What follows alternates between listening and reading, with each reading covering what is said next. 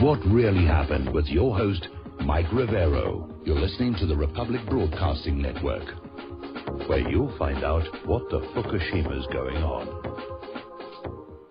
All right, aloha. Welcome to our show. It's Wednesday, May 4th, 2016, middle of the week day, hump day, starting that long, slow glide down to Kaahumanu Friday, and hopefully a relaxing weekend. We have a lot of stuff to talk about on the show today. The phone lines are open, 800-313-9443. Mike is in the control room, twiddling the dials, keeping us out of trouble, ready to answer the phone when you call on in. Obviously, the big story today was the Indiana upset. The whole campaign on both sides has changed dramatically. Obviously, Donald Trump won handily in Indiana.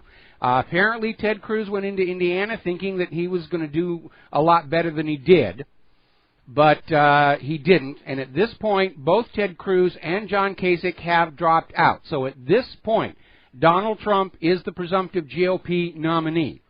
And I think we can all forgive Donald and his supporters a little chest thumping and cockiness, especially because during Trump's entire campaign, from the moment he stepped out of Trump Tower and said, I'm going to run for office, the establishment media was out there making fun of him, making fun of his hair, just absolutely on the attack, and boy, did that turn out to be completely wrong. And yesterday's victory for Donald Trump was a major defeat and setback for the corporate media, who very obviously have been exposed as being biased and completely missing the boat what was going on. So Trump's success has given the establishment media a well-deserved spanking, and I imagine that over in Hillary campaign headquarters, even setting aside that she lost to Sanders last night, the fact that Trump is now going to be her opponent in November, the ashtrays are going to be flying all over the place. I feel sorry for Hillary's security detail because she tends to use them as whipping boys. Now, so far to date, all of the various dump Trump groups spent $75 million trying to subvert democracy and overturn the will of the people. $75 million. I'll bet you the Detroit school system could have used that money. But Lion Ted has just become Dying Ted. And Donald Trump now needs to be very, very worried because he is a threat to a lot of vested interests. He's a threat to Hillary. And we're going to be talking about how that may be playing on out. Ted Cruz apparently finally having to accept that he was not going to be president, not that he was ever eligible. Apparently during the commotion on the stage following his concession speech, he actually elbowed his wife Heidi in the face twice. Maybe it was subconscious Freudian slip for that little faux pas Heidi came out with a few days ago in which she called Ted Cruz an immigrant. But right now it looks like Heidi is in more need of Secret Service protection than Ted himself is. And I imagine Carly Fiorina is not very happy. She only held that job of presumptive vice presidential candidate for 1 week. I mean, that was a faster firing than her tenure over at Hewlett-Packard. So the entire complexion of the campaign has changed. Cruz has quit. Kasich has quit. And at this point, even the GOP leadership is saying, okay, yes, Trump's the nominee. We don't like it. We're going to support him and go after Hillary Clinton. Talk about an uphill fight. And Trump supporters have got to be feeling very proud of themselves right now. Meanwhile, getting on back to the corporate media. Actually, let's go ahead and take a phone call. We're going to talk to Randy in Texas. Aloha, Randy. Welcome to the show. What's on your mind?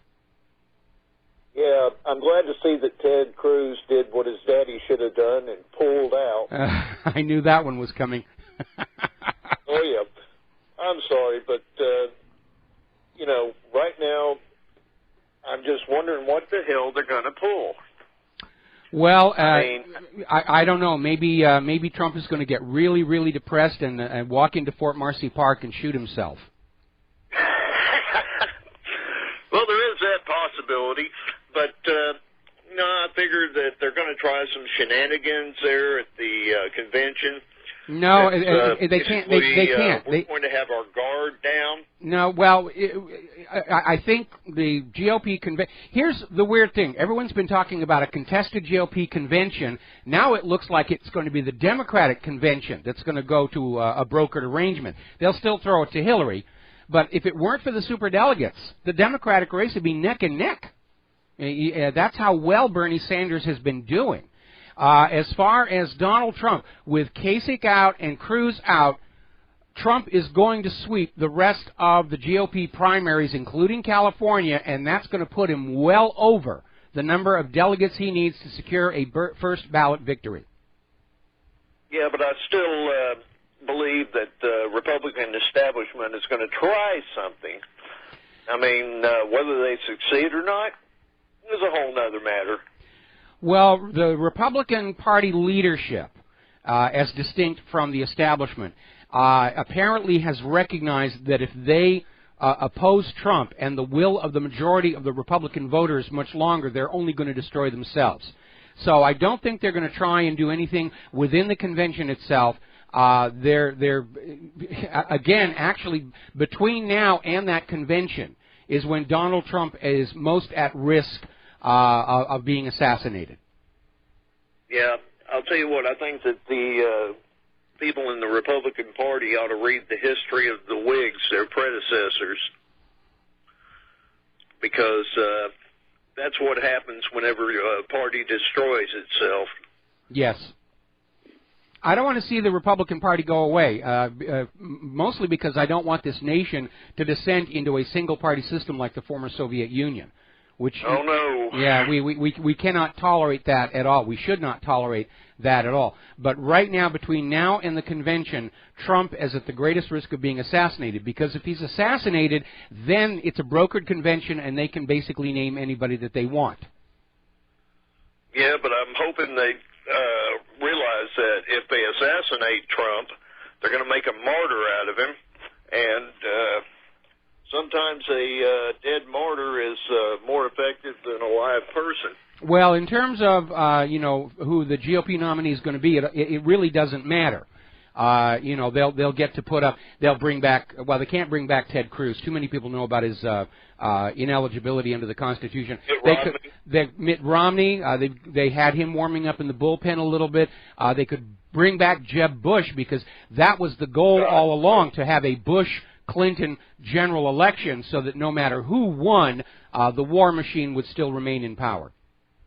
Okay? I thought that I wouldn't be able to vote in an election in which it was Clinton or Bush, because I couldn't stop throwing up.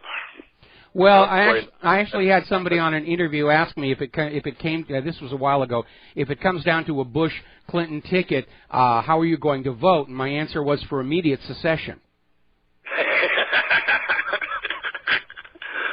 Yeah, we're in Texas, so hopefully, if it gets down to that point, we could go ahead and succeed. Well, there's a lot of talk about that out here in Hawaii, especially with the growing recognition that Hawaii's statehood is actually illegal.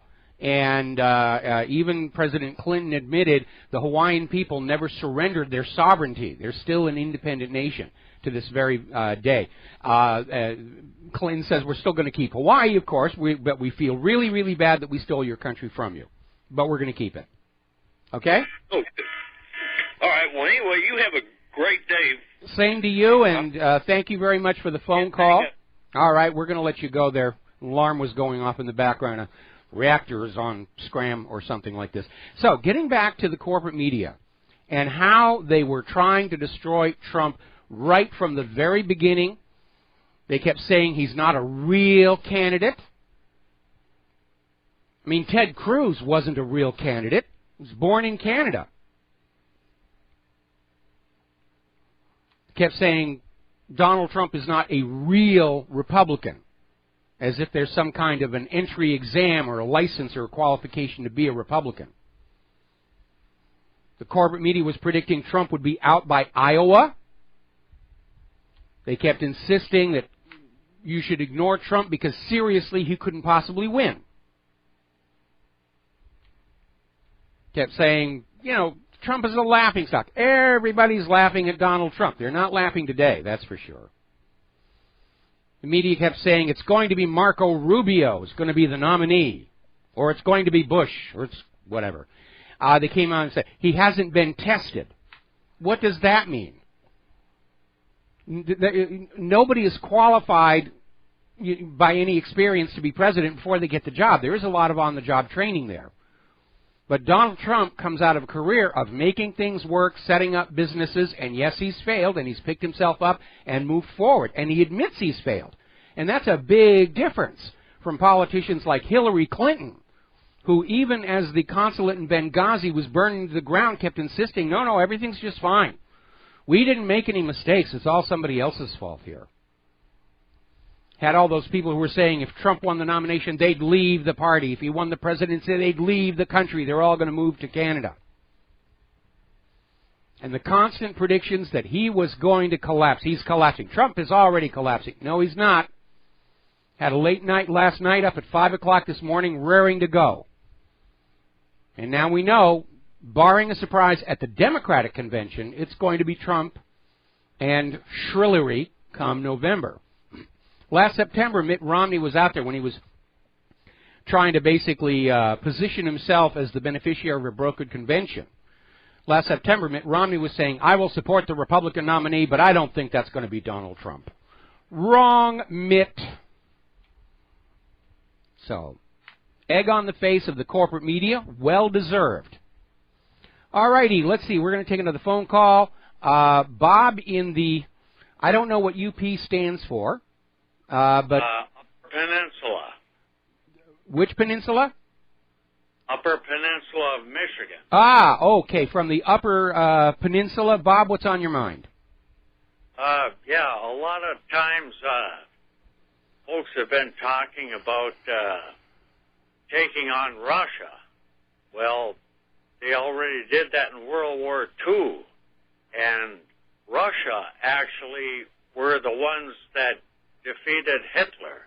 It wasn't the Americans and the British. Yeah, by the time Roosevelt got the U.S. into the war in Europe, Russia had already broken the back of Germany's army with that battle for Moscow, and the Germans were already in retreat. But we've all grown up with all these Hollywood movies about how America won World War II. No, we didn't. We didn't get in there until the ultimate outcome of the war was already known, and we just hopped onto the winning side. Correct. Thank you, Michael. All right, well, thank you very much for the phone call. Getting on back to Donald Trump, he's out there making his various policy speeches. He did the foreign policy speech, which has absolutely horrified the war hawks. We are even seeing GOP war hawks saying they are going to support Hillary Clinton because Hillary Clinton will give them the world war that they want. And I will make another forecast when they talk about war with Russia and or China. If Donald Trump, let me rephrase that, when Donald Trump wins in November, they'll start this war before he can take office and stick him with it. That's what they're going to do. We're seeing all these videos of Abrams N1 tanks, hundreds of them, shipping across the country, heading for ports for demarcation to the war zones. Everybody's ramping up for this war between the Federal Reserve note and that gosh darn ruble and that gosh darn gold-backed yuan. So Trump is also maintaining his position regarding immigration, which has angered the Mexican nationals who want to break California off and make it part of Mexico again. And Trump is making a very good point. He's saying that all of this forced Muslim migration is destroying Europe. And he says, I'm not going to let that happen to the U.S. And that is a position Americans are resonating with. They're fed up with the illegal immigrant problem. They're fed up with the refugees. They're fed up with, these people being forced into their neighborhoods and resources diverted from legal American citizens who need it. And that puts Hillary at a serious disadvantage because she's out there trying to advocate for a policy the American people absolutely do not concur in.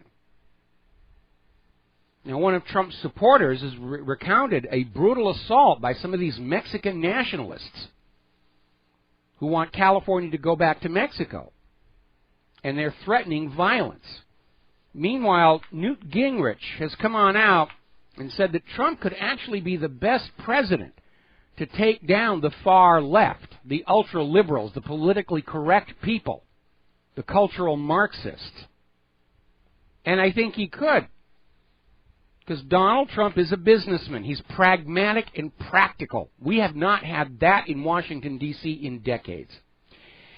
Meanwhile, rap star and activist Tef Poe is out there on Twitter, speaking on behalf of Black Lives Matter, promising that Black Lives Matter will incite riots everywhere if Trump wins. One of his tweets came out, "Dear white people, if Trump wins, young, the N-word, such as myself, are fully hell-bent on inciting riots everywhere we go, just so you know," end quote.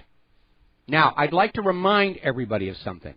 Under the USA Patriot Act, threatening violence to coerce a change in political views is defined legally as an act of terror. Tef Poe has committed an act of terror. Black Lives Matter has declared itself a terrorist group. And maybe it's time to start treating them that way, instead of caving into their terroristic demands time after time after time. Now, over at the Quora website, and if you're not familiar with them, it's a website that just posts questions and people answers, and it can be a lot of fun. I think it's a way that somebody is trying to actually find out how people think about certain things. And today they had a very troubling question today. If Donald Trump were assassinated right after becoming president, how would it make you feel? And seeing this question really worries me. They're already back to talking openly about assassinating Donald Trump. And it looks like somebody is already trying to gauge what the public reaction might be to Trump being assassinated. Can they get away with it? Would enough people say, oh, well, he had it coming?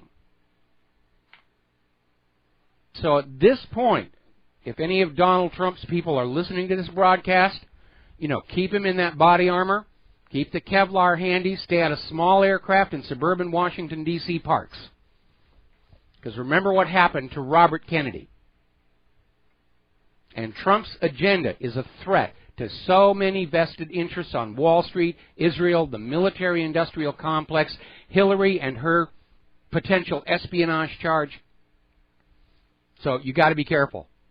I can guarantee you there are people seriously thinking about killing Donald Trump because they're scared. Scared people make stupid, stupid choices. Now, the other big news, of course, from Indiana was that Bernie Sanders beat Hillary Clinton, not by a wide margin, but it doesn't really matter. The fact that he did it at all is significant. Clinton's campaign thought they had Indiana sewn up tight. And Sanders pulled an upset. If it were not for the superdelegates, this race would be neck and neck between them. Now, Bernie Sanders is predicting that if his trending upward, and he continues, the Democratic convention will be contested. It will be a brokered convention. Unfortunately, with Debbie Wasserman Schultz in charge, the Democratic convention is going to give the nomination to Hillary. Hillary could go on out front of the convention center, out in full view of the TV cameras, and murder little tiny puppies, and they would still give her the nomination. The only thing that's going to stop that is if Hillary's crimes and corruptions are driven into the public awareness. And that means you, the Rivero's Rangers, have to keep copying off all the articles and videos about Hillary's crimes and the potential espionage and flood them onto social media everywhere you go. Now, Hillary may have $1 million worth of trolls propping her up online, but we, the people, greatly outnumber them. And if we all speak with one voice, no Hillary, we can shout down the paid propagandists. We got to take a break for commercials, and we'll be back after these few words. Hi, America. Welcome back to our show. Now, there's an interesting article that came on out here talking about how the Clinton campaign is reacting to Bernie Sanders. And apparently what's going on over there is they weren't expecting Bernie Sanders to do as well as he did. Hillary Clinton has had to actually campaign against him during the primaries, using up financial resources that they had all planned on saving until the battle for November. And apparently Hillary's supporters are getting fed up with all the huge demands for additional cash to deal with this. And they're starting to wonder if maybe they're throwing good money after bad. Now, most of Bernie Sanders' voters are saying they will not vote for Hillary. They'll jump parties and they will vote for Trump. Hillary's in trouble. The last person she wanted to run against in November was Donald Trump. Right from the beginning, she and all of her friends in the establishment media were trying to get rid of Donald Trump so Hillary could steamroller over a sacrificial lamb. Marco Rubio, Ted Cruz, Ben Carson. Hillary Clinton has been trying to replay Richard Nixon's re-election strategy of engineering the opposition to put up a weak candidate. And they failed because we've all studied our history and we know what's going on. All right, we're going to grab ourselves a phone call. Eric in Hong Kong, aloha, welcome to the show. What's on your mind? Hello, Mr. Rivero. It's nice to talk to you again. Thank you. Real quick, I want to talk about a couple of damage control fails. Yes. But before that, the other day you mentioned that German minister or whatever he was, Mr. Haas, who got booed off the stage and chased down the street. Yes. Well, anyway, there's a video of that on YouTube now, and it is hilarious. So I think everybody should watch that. Yeah, I think I caught that. Yeah. The more you yell, the longer I'm going to stand here. And then next thing you know, that was great. Yep. Okay, real quick, one thing about Hillary, one thing about Cruz. What was Hillary thinking when she talked to that coal miner? Was that an attempt at damage control or something? Yeah, it was because blew up in her face. Yeah, it was an attempt at damage control because Hillary had been on board of this whole liberal agenda about human-caused global warming and carbon is bad, and she had made statements in the past about shutting down the coal industry completely. And now all of a sudden she is trying to win in a coal-producing state.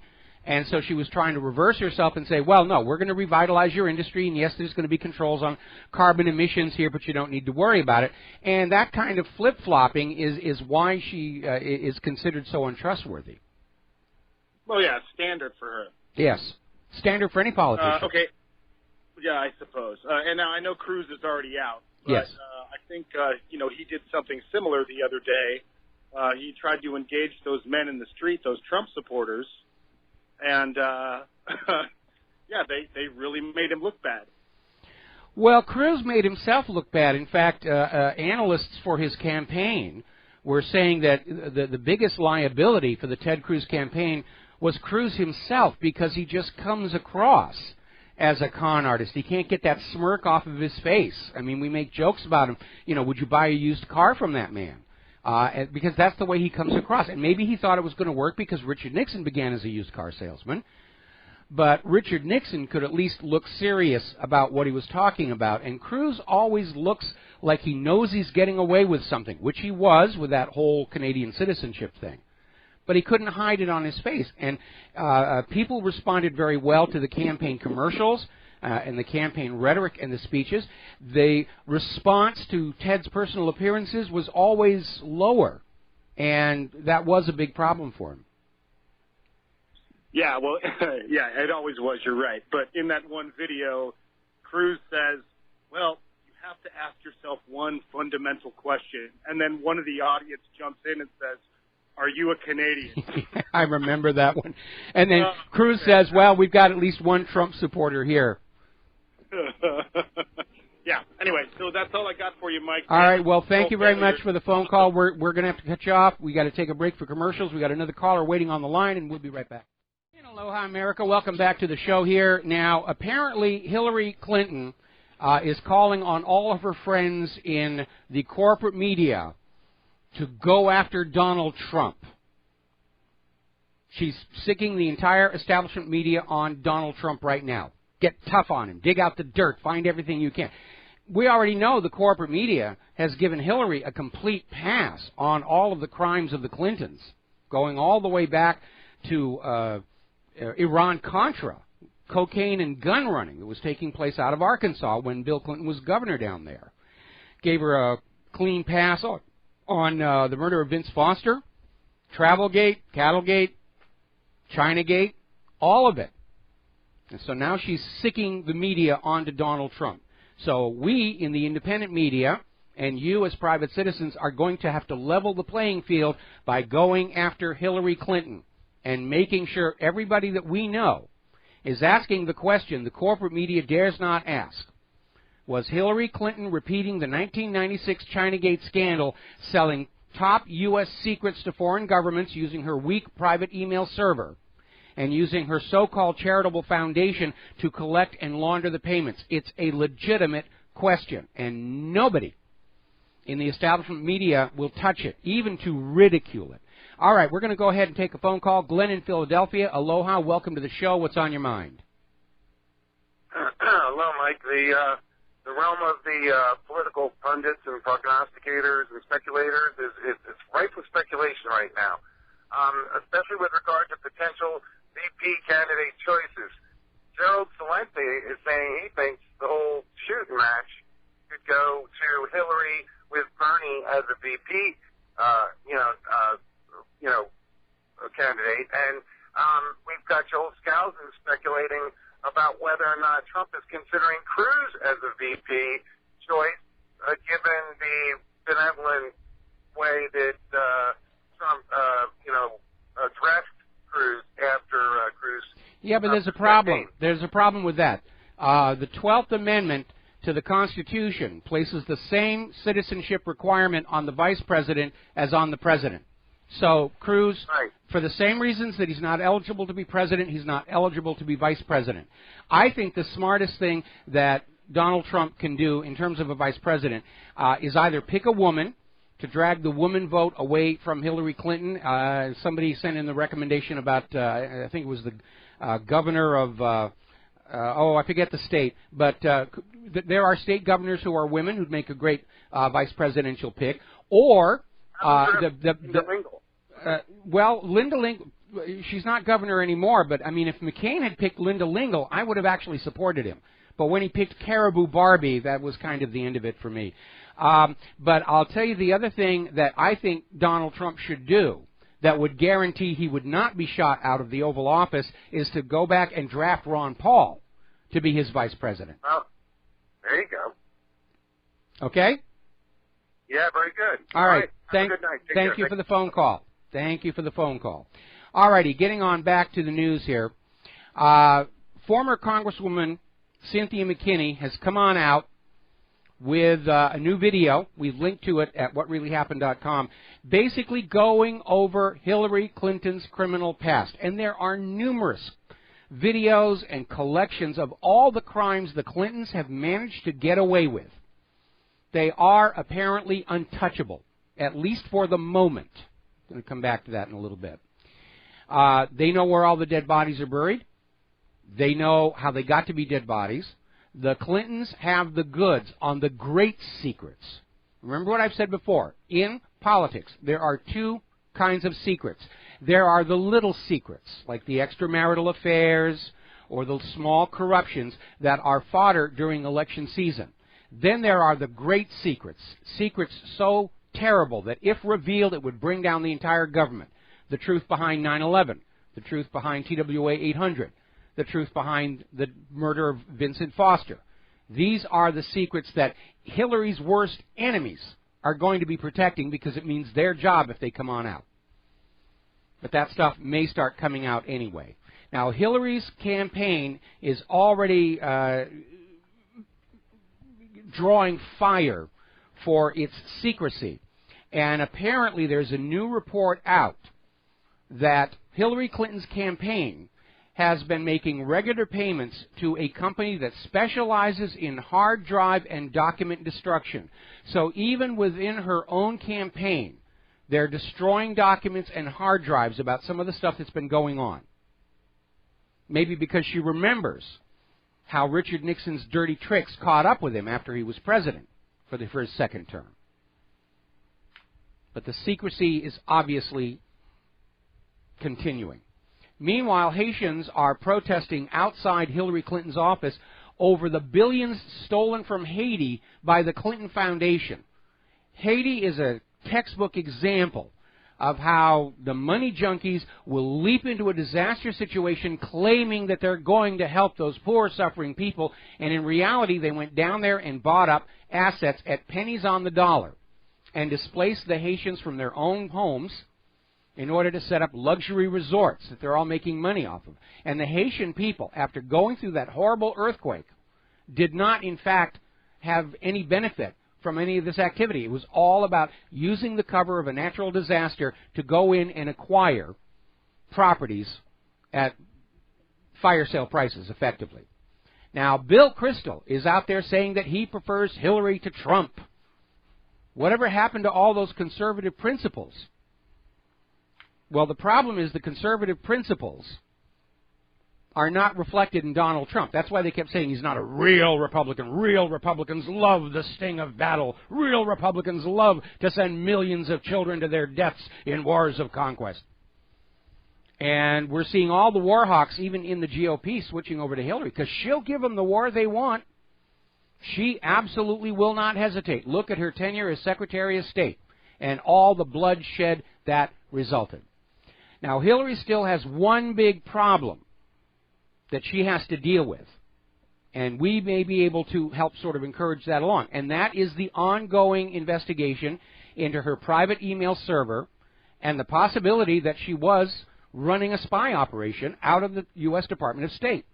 Now, the FBI has been kind of dragging their feet on this, and I think what they've been waiting for is an indicator of whether Hillary is going to be president or not. Now, with Trump, the presumptive GOP nominee, Hillary's in trouble. Polls are already showing that when it comes down to Donald Trump versus Hillary Clinton, Donald Trump is going to win by a landslide. And I think the FBI may have been waiting to see an indication that Hillary is not going to attain that Oval Office.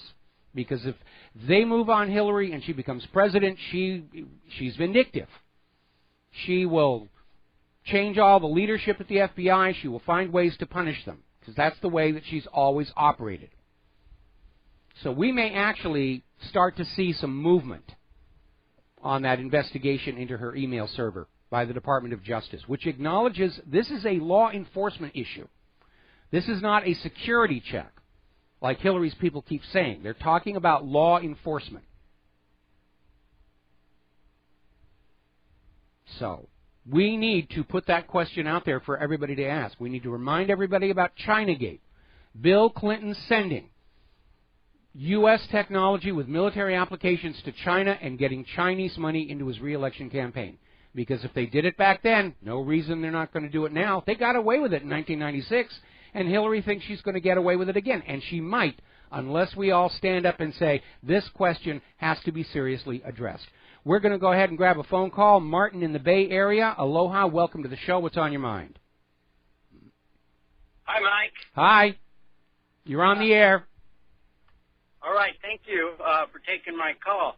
Hey, I'm here in the East Bay of the San Francisco Bay Area, and the papers today right away headlined that California's primary for the Republicans is now irrelevant. And it struck me that until Trump hits that 1237 or 1239 number, that it's not irrelevant. Well, you know, even if only 2 people vote in California and they vote for Donald Trump, but you're absolutely right. I mean, we might actually see people saying, go ahead and, you know, show your distaste of Trump by voting for Ben Carson, even though he's not actually winning. And, you know, California is going to be a prize. There's a huge number of delegates up there. And I don't think the people who are opposed to Donald Trump are ready to throw in the towel yet. The Republican leadership appears to be. But again, Donald Trump is a threat to a lot of vested interests. The military-industrial complex, Wall Street, Israel, certainly. And I don't think they're giving up on finding some way to force this country into the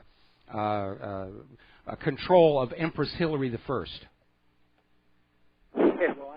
My sample ballot yet, but I believe that Cruz and Kasich are still on there. Yeah, but, you know, Californians aren't dumb, they're going to see those names on the ballot, and they're going to say, these guys have dropped out. Why bother voting at all if you're voting for somebody who's already quit the campaign? It doesn't really make any sense. But you're right. California. Okay, I couldn't hear that last part. We got a bad connection.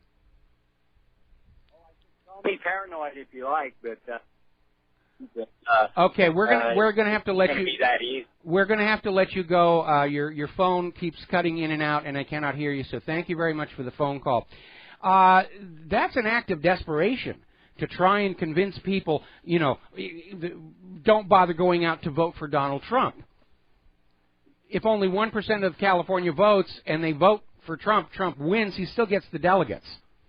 So it really is an act of desperation.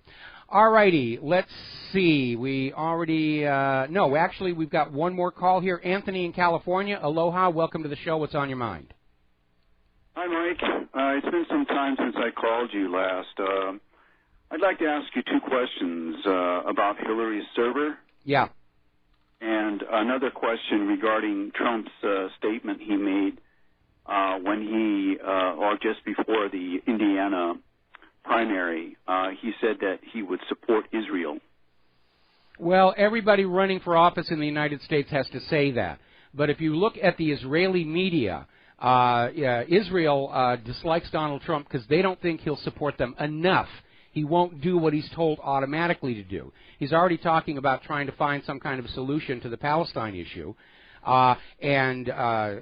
Donald Trump is walking that very fine line. But nobody in Israel thinks that he's going to be an obedient servant the way Hillary would be. Well, he's been trying to drum up. It sounds like he's drumming up this. He has disagreement about the Iranian nuclear deal, and that it's a bad deal, and that it should be redone, and that he's threatening to. I don't know. It sounds like he's threatening to even go to war. It didn't sound like that to me. I think he's basically pandering to Israel supporters here in the United States of America. Trump strikes me as a very unenthusiastic about war. From his foreign policy speech, his comments about let's go back to being friends with Russia and just doing business with him, he isn't a rabid war hawk. And that's why the GOP war hawks are already out there saying they're going to support Hillary. They want somebody with blood dripping from the fangs to sit in that Oval Office, and that's not Donald Trump. Now, getting on back to Hillary's server, you said you had a question. Regarding her offshore deals, selling secrets, and then using the money that who did she sell secrets to? Well, we don't really know. That's what the investigation into the server was trying to find. But Hillary Clinton destroyed a huge amount of the data on there, which if she had been following the rules, she would not have been able to do.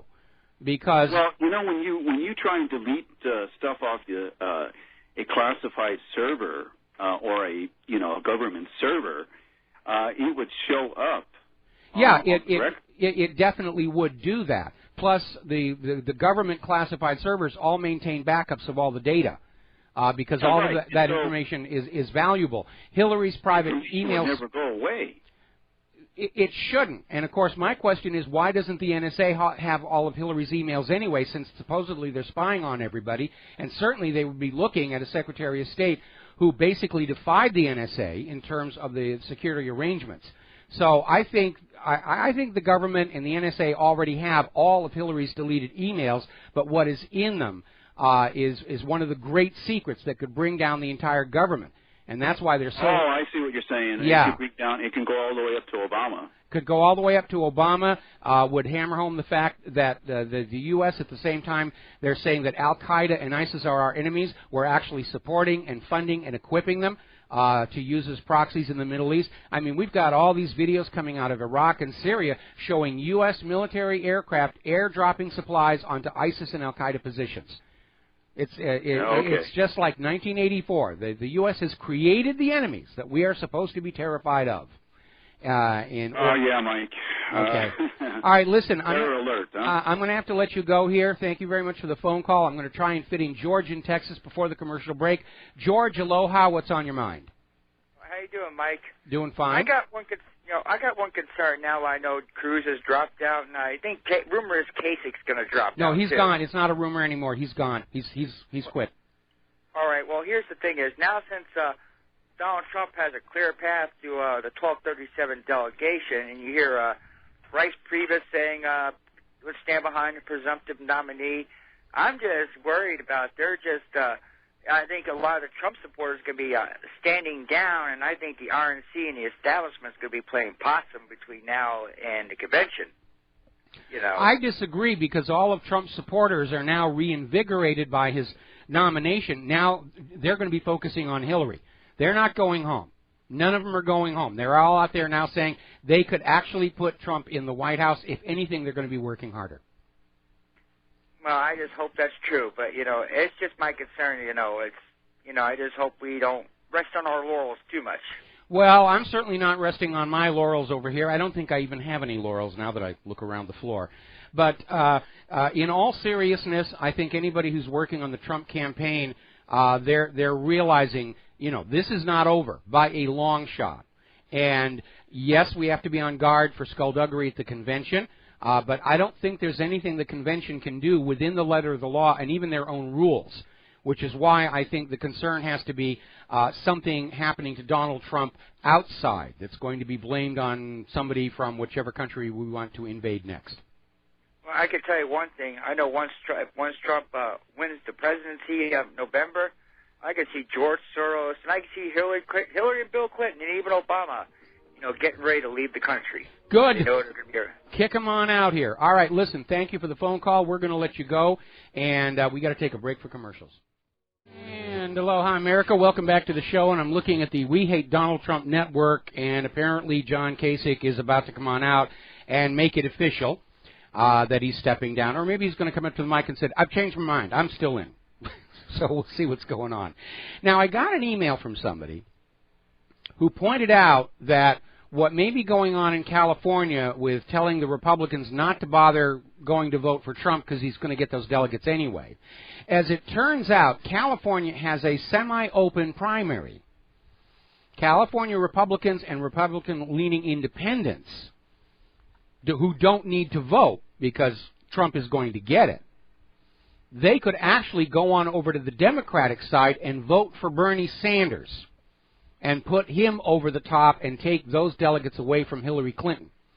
Now, if you are in California and you are currently a Republican, you have until May 23rd to register as a Democrat or unaffiliated, which will allow you to vote in the Democratic primary for Bernie Sanders. So, sick 'em. All right, we're going to grab a phone call. John in Wisconsin, aloha. Welcome to the show. What's on your mind? Yeah, I have a concern. Alex Jones was talking about deal making with Trump. This thing's not over yet. I think some of the delegates are unbound, and they're going to have, I'm not going to say their arm twisted, but persuaded, hey, go ahead and vote for Trump, because even Cruz delegates, maybe they didn't like Cruz either, right? But my concern is if a deal is made where Trump says, go ahead with Merrick Garland as a Supreme Court nominee, because MSNBC or somebody just reported that there's a conservative site calling for his confirmation because he was an H.W. Bush guy. Well, that doesn't mean a deal is being made. It means that there's a website out there trying to put this idea into the discussion. Okay. I mean, my concern is this, okay? If we get this Merrick Garland on Supreme Court, he's the fifth Jew, and we're going to end up with Holocaust denial laws in this country. Yeah, and there's actually my show, John, my show. Thank you for the call. We're going to let you go here. We try and be polite here. There actually is a ballot initiative on the ballot for California in November that will criminalize Holocaust denial. Now, to try and make it look like this is not a pandering to Israel, they're also including other genocides, like the Armenian genocide. You can't deny that. But, you cannot legislate truth. The instant you do, you are descending into dictatorship. All right, enough with the politics here. We're waiting for Kasich's speech. We'll stay on top of that. Turning over to the war zone's emphasis on the plural, While everybody is looking at Donald Trump's victory and Hillary's humiliation yesterday, U.S. Special Forces have arrived in Yemen to supposedly fight against Al-Qaeda and ISIS. No, what they're really there to do is slap the people of Yemen upside of the head and say, you will accept your appointed U.S. puppet regime. That's what's going on here. All right, we got to take a break for our top of the hour commercial and station ID. We'll be right back. Hello, hi, America. Welcome back to our show. Hour number 2. The phone lines are open, 800-313-9443. So we're talking about what's going on over in the war zones. The U.S. is now sending special forces into Yemen. As always, they say, oh, we have to fight ISIS and Al-Qaeda. They're such evil, terrible people. They tear tags off of couch cushions and, steal socks out of your dryers and bad things like that. And yet we know ISIS and Al-Qaeda do work for the United States. Judicial Watch succeeded in prying loose a document confirming the U.S. government is using ISIS and Al-Qaeda as proxies to redraw the map of the Middle East.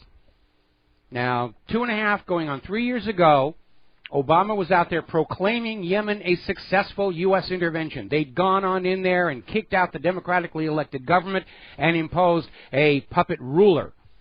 And the people of Yemen said, I don't think so, which has brought us to the present situation. Now, the U.S. government understands how much you, the American people, have come to loathe these wars of conquest, how much you resent the high cost in both money and lives of our children that these wars continue to devour. And so they tried to get Saudi Arabia to go on in there and beat the Yemenites from the air, which we knew wasn't going to work. That's the lesson of the Vietnam War. You cannot win a ground war from the air exclusively. So now they're sending in U.S. Special Forces to get the terrorists, nudge, nudge, wink, wink, say no more. Now, the United States has just sent a message to Syria's President Bashar al-Assad. He needs to give up power by August or else. For all the talk about peace and Geneva and the rest of it, the U.S. is still clinging to their agenda. They want the democratically elected government of Syria out. They want a puppet regime in. And I think the timing gives away how scared they are. With Trump's nomination certain and a really good chance he's going to defeat Hillary in November, the White House is going to have to complete the regime change in Syria this year. So they're still pushing. They're still out there playing these games. It's already a disaster. They're already losing, but they can't let go. Now, Ashton Carter is out there accusing Russia of nuclear saber rattling. How dare you talk about nuclear weapons when we put troops on your border? Don't you understand we're putting troops on your border to contain your aggression? They keep using that phrase, Russian aggression. It's the U.S. and NATO are there on Russia's border. Do you see Russian troops on our border up in Canada or down in Mexico? Do you see Russian warships carrying out war games in the Gulf of Mexico? We know who the aggressor is. It's not Russia. The Pentagon has unveiled their budget priorities for next year, countering Russia and China. They're remaking the U.S. war machine from these little intervention forces to full-on, broad-line, great power war against Russia and China. Another article coming out of Russia Insider saying exactly the same thing. The U.S. military is retooling for a great power war. And they're going to lose it. They're going to lose it. After 13 years of war, intervention, drone strikes, whatever, America's military stockpiles are drawn down. We're seeing stories about how soldiers out there on the front lines don't have the basic equipment. All the money is being spent on these boondoggle weapons like the F-35, $1 trillion, most expensive warplane in history, can't get off the ground. The other day we were talking about how they had 6 of these aircraft that they were going to take off all at the same time in what was called a scramble simulation. Only one actually got off the ground. It's a bug-ridden aircraft with poor maneuverability. if the computerized weapon systems don't work, and they don't, the F-35 can be defeated by 1970s vintage fighters in air-to-air combat, dogfighting.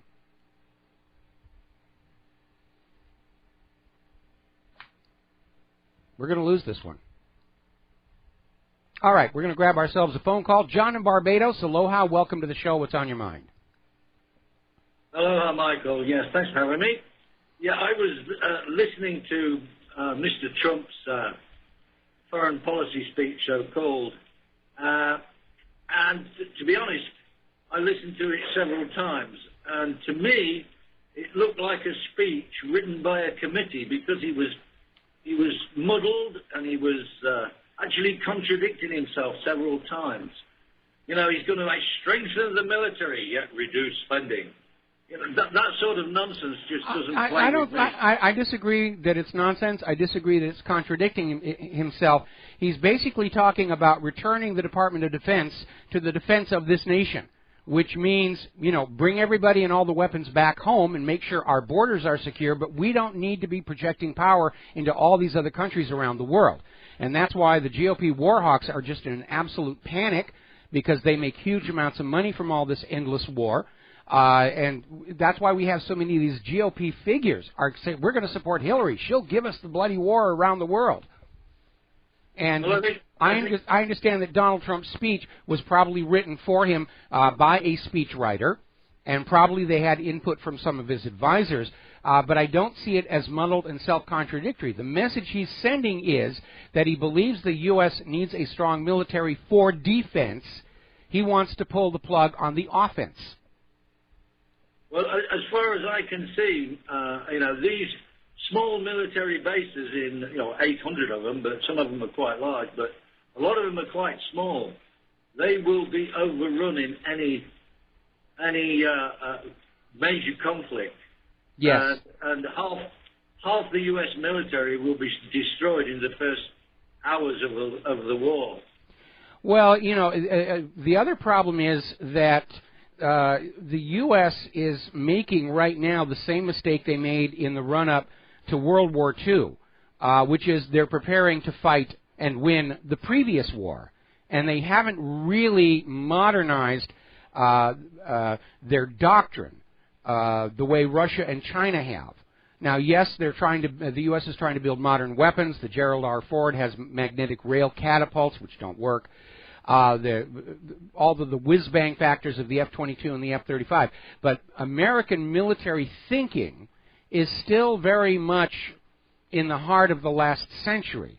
When the U.S. got into World War II, the thinking was that the aircraft carrier was kind of a nice thing to have, but all battle at sea was going to be centered on the great battleships. And, of course, World War II proved exactly the opposite. The carriers were the force projectors, and the battleships were antiquated pieces of junk, which are now museum pieces like the one we've got down here in Pearl Harbor. Well, the U.S. is going into World War III thinking that the carrier is the primary platform for the war, and what they're going to learn is that the latest generation of smart weapons are going to make the carriers obsolete. They're very vulnerable. There was a story that came out last year about how the Joint Chiefs called in one of the Navy's top admirals and asked for a realistic evaluation. If the U.S. went to war with Russia and China, what was the life expectancy of the carrier battle groups? And this admiral told them 2 weeks. 3 if you keep them in port, because the carriers are just sitting ducks. They're available targets. Russia and China both have hypersonic, maneuverable, sea-skimming missiles that can be fired from outside the range of the carrier's aircraft. And yeah, it's going to be an absolute slaughter and a disaster. The U.S. is going to lose this next world war. Now, for the bankers, the money junkies who are behind all these wars, they don't care. They don't care who wins or loses the war as long as everybody is plunged into debt to them for the next century. Well, I think that would hold true if it wasn't going to go nuclear, but I think it will go nuclear the next one. I think it very well might. What I'm looking at is this arrogance of Mr. Kerry telling Bashar al-Assad he has to go by August. Do you think he's going to go? Of course not. what's America going to do? Attack Syria? Yes. Is Russia in there? Yes, they absolutely. Well, what they'll probably do is a decapitation strike against Assad himself. Then they'll have an invasion coming across the Turkish border, and they'll just try and bluff Russia back from the table. But Russia is not going to be bluffed. But right now, with it looking more and more like Donald Trump is going to win the White House, barring an assassination, the war hawks have to get their world war going before the end of the year. Yeah, I think Donald Trump, by the way, when he's driving along the road in a convoy, it should be a convoy of A1M1 Abrams. Well, yeah, he's got to be very, very careful. He's got to remember what happened to Robert Kennedy. He's got to remember what happened to John F. Kennedy. Given that he's wearing body armor, he understands the risks. He's got his own security inside the Secret Service Protective Detail because he knows how the Secret Service Protective Detail stood down for the assassination of John F. Kennedy. He probably remembers that Indira Gandhi was assassinated by her own protective detail. So nothing is really certain out there. And again, what I want to do, Mike, is just make one final statement. Please do. Is that, a while ago, Mr. Putin said, I really do hope I don't have to use nuclear weapons against ISIS, which should be a signal to Mr. Kerry, really, that he better behave himself. It is a signal. You know, Putin was sending an unequivocal message saying that Russia is ready to go to the hilt to stop this U.S. expansionism. All right, so thank you very much for the phone call. We're going to let you go. And I want to be clear on something because I'm getting a lot of email from a lot of new listeners about, why do you love Trump and why do you think he's great and he's got all these bad problems and everything. And the only reason you don't want Hillary Clinton is you hate the idea of a woman president, which is absurd. I hate the idea of that particular woman being president. I don't agree with everything Donald Trump says. I think too much of his worldview comes from what he sees on the corporate media, and he doesn't really know as much about what's been going on inside Washington, D.C. as he ought to for an incoming president. In many ways, he is as naive coming into this as Jimmy Carter was. But Jimmy Carter learned fast, and he turned out to do some very good things for the U.S. government until he got sabotaged with that whole October surprise nonsense and destroyed to make way for Ronald Reagan. All righty, getting on back to the news here. Article coming on out from, let's see, this was in Freedom Articles, confirming what we have known all along. Israel is supporting ISIS in Syria. And apparently some emails got leaked from somewhere confirming that Israeli Chief of Staff under Netanyahu, Manzar Mandi al-Safadi, has been communicating with and cutting deals with ISIS in Syria and Iraq to cooperate with them. See, the lines are not very clear-cut in what's going on right now. We know who we're being told are the good guys, us and Israel, and the bad guys, ISIS and Al-Qaeda and anybody who's Muslim. But the reality is that the United States and Israel are trying to pair different factions against each other. Now, over at the American Broadcasting Company, in order to raise money, they have started selling off rights to their old news archives to the public. You can now buy copies of old TV shows. Oddly enough, the 2020 episode about the dancing Israelis is not in the catalog of available video. They're still trying to keep that secret, that the only people arrested near the World Trade Towers on 9/11 were Israelis, 3 of whom were later identified as Mossad agents. They don't want you to think about that. No. 9/11 was done by Osama bin Laden and Muslims and all these Saudis, most of whom turned up still alive after 9/11 was over. One of them was actually a pilot for the Saudi Arabia Airlines, and he successfully sued the United States government for defamation because his name and photograph was on the list of the claimed terrorists who did 9/11. and he won a substantial settlement. And you never saw that on the corporate media, did you? You're not supposed to know that that list of the terrorists who did 9/11 was a complete fiction, completely made up. Now, speaking of fiction and made up, I know a lot of people were looking forward to the BBC's Conspiracy Files program on Malaysian Airlines Flight 17. BBC had teased it out, saying the show was going to be looking at these Ukrainian Sukhoi fighters that were detected on radar and by visual witness near Malaysian Airlines 17 about the time it got shot down. It turns out BBC has gone back to their old bad habits, because they mentioned these planes and the theory that Ukraine shot down Malaysian Flight 17. And all of this was refuted by their so-called technical expert, a guy named Elliot Higgins, goes by the blogger name Bellingcat. And this guy is a known disinfo agent. He's a propagandist. So BBC came on out and said, yes, there are some people who think that maybe Ukraine shot this plane down, but we have an expert that says they're nonsense, and Putin shot it down with his Death Star. So BBC, the news network that reported on the collapse of World Trade Center Building 7 26 minutes before it actually happened. So they have not learned their lesson, one little tiny bit. And then they wonder why they're in trouble. And not just over the new Top Gear, which apparently is not going very well. Now, as you know, there's been a big stink over the supposed 28 classified pages from the 9/11 report. And it's been wagged all over the place saying when these are declassified, it will blame Saudi Arabia. And as we've already pointed out, the way that you find out if you're being lied to is to look for what should be there and isn't. And in this claim that Saudi Arabia did 9/11, what should be there and isn't is a motive. Saudi Arabia has become very, very rich from the U.S. petrodollar deal. They've invested a huge amount of that money back in the United States. They're not going to do anything that would allow the U.S. government to grab that money to try and pay off some of the debts or just put in their pockets. And if Saudi Arabia really did want to hurt the United States of America, they don't need to crash planes into buildings to do it. All they have to do is take their money back, and it would collapse the U.S. economy. It is that substantial an amount. Now, CIA Director John Brennan came out yesterday, I think it was, saying that you shouldn't be paying attention to those 28 pages anyway. It's all unsubstantiated. There's nothing there to look at.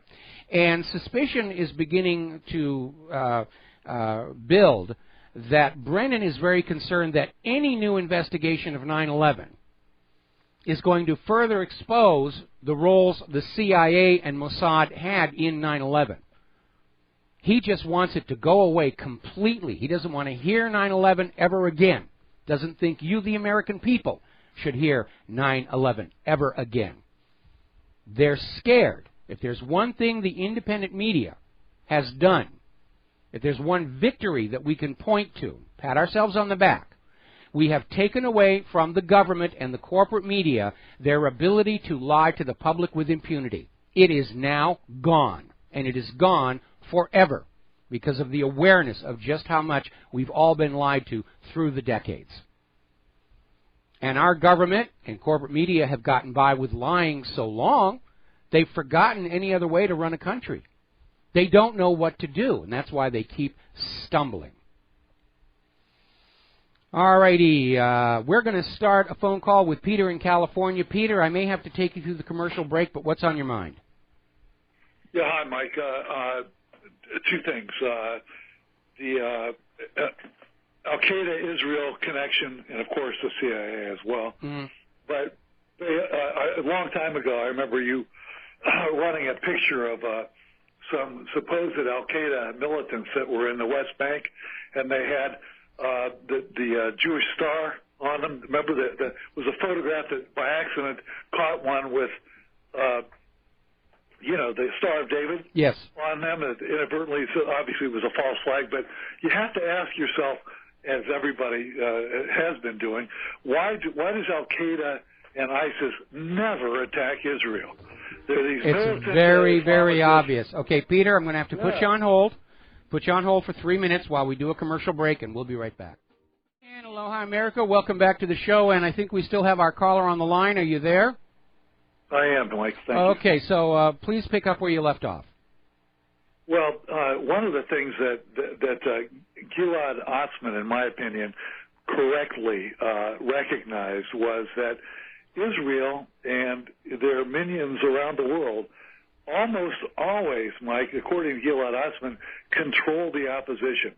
You know, AIPAC has J Street. It's controlled opposition.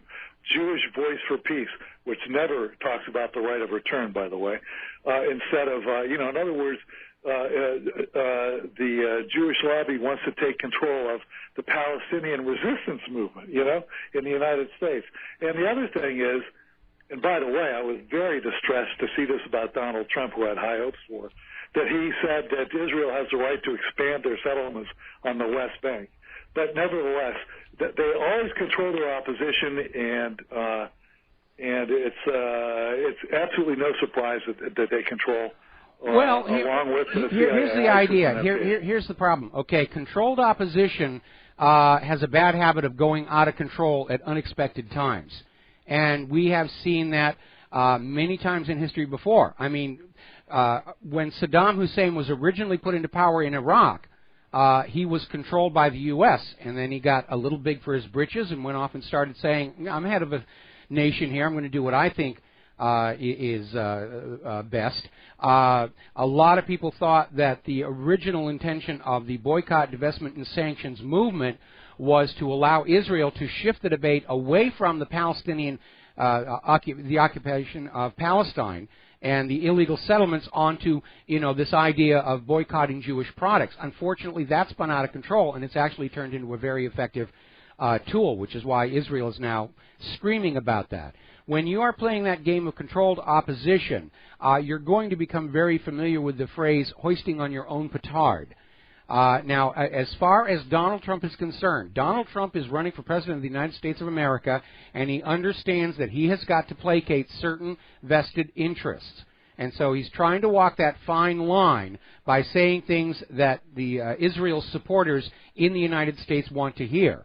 But again, if you go and look at the Israeli media talking about Trump, they're not buying it. They are absolutely convinced that Donald Trump may be neutral on the issue of Israel, but that's not good enough for them. What Israel wants in the White House is somebody who will do what they are told to do without question. And they've gotten very used to that ever since 9/11, because I think, honestly, Israel's blackmailing our government with the truth behind 9/11. And they're threatening to say, we'll go on out and we'll say, yeah, the U.S. government, and we did it, and it's going to be worse for the U.S. than it's going to be for Israel, because everybody expects Israel to do this sort of thing. But for the U.S. government to be implicated in such a staggering false flag terrorist attack on our own territory, that would be something that would delegitimize the government overnight. Michael, I hope to God you're right about Donald Trump. But I also want to give you one more. You're absolutely right about the controlled opposition morphing out of control. And let me give you one more to add to that. Back in the early 80s, there were Palestinian West Bank mayors of Palestinian communities that were starting to organize against the Israeli occupation. And Israel started assassinating them, blowing them up and doing the things they normally do. And in order to give them a controlled opposition against these Palestinian mayors, they founded and gave the seed money for Hamas, which of course now they consider a terrorist organization. So which is why they're now financially supporting the Palestinian Authority. I mean, Israel's played this game all the way back to Yasser Arafat. Israel's Shin Bet set up Hamas so that Israel could say, we can't negotiate with the Palestinians, we don't know who to negotiate with. And then when Yasser Arafat was assassinated and PLO collapsed and Hamas became the de facto government, then Israel set up the Palestinian Authority under Abbas so they could go back to saying, we can't negotiate with the Palestinians, we don't know who to negotiate with. And they keep playing that game over and over and over again. Now, with regard to Donald Trump, again, his being neutral on the issues of Israel is not good enough for Israel. They want a totally obedient slave in the White House. Thank you for the phone call. We're going to let you go here, take a break for commercials, and we'll be right back. And aloha, America. Welcome back to the show here. We're talking about the economy. Central banks are not entirely out of bullets, but their ability to respond to the next downturn appears limited. This is from Investment Watch blog. The latest IMF forecast for global growth has been revised downward yet again.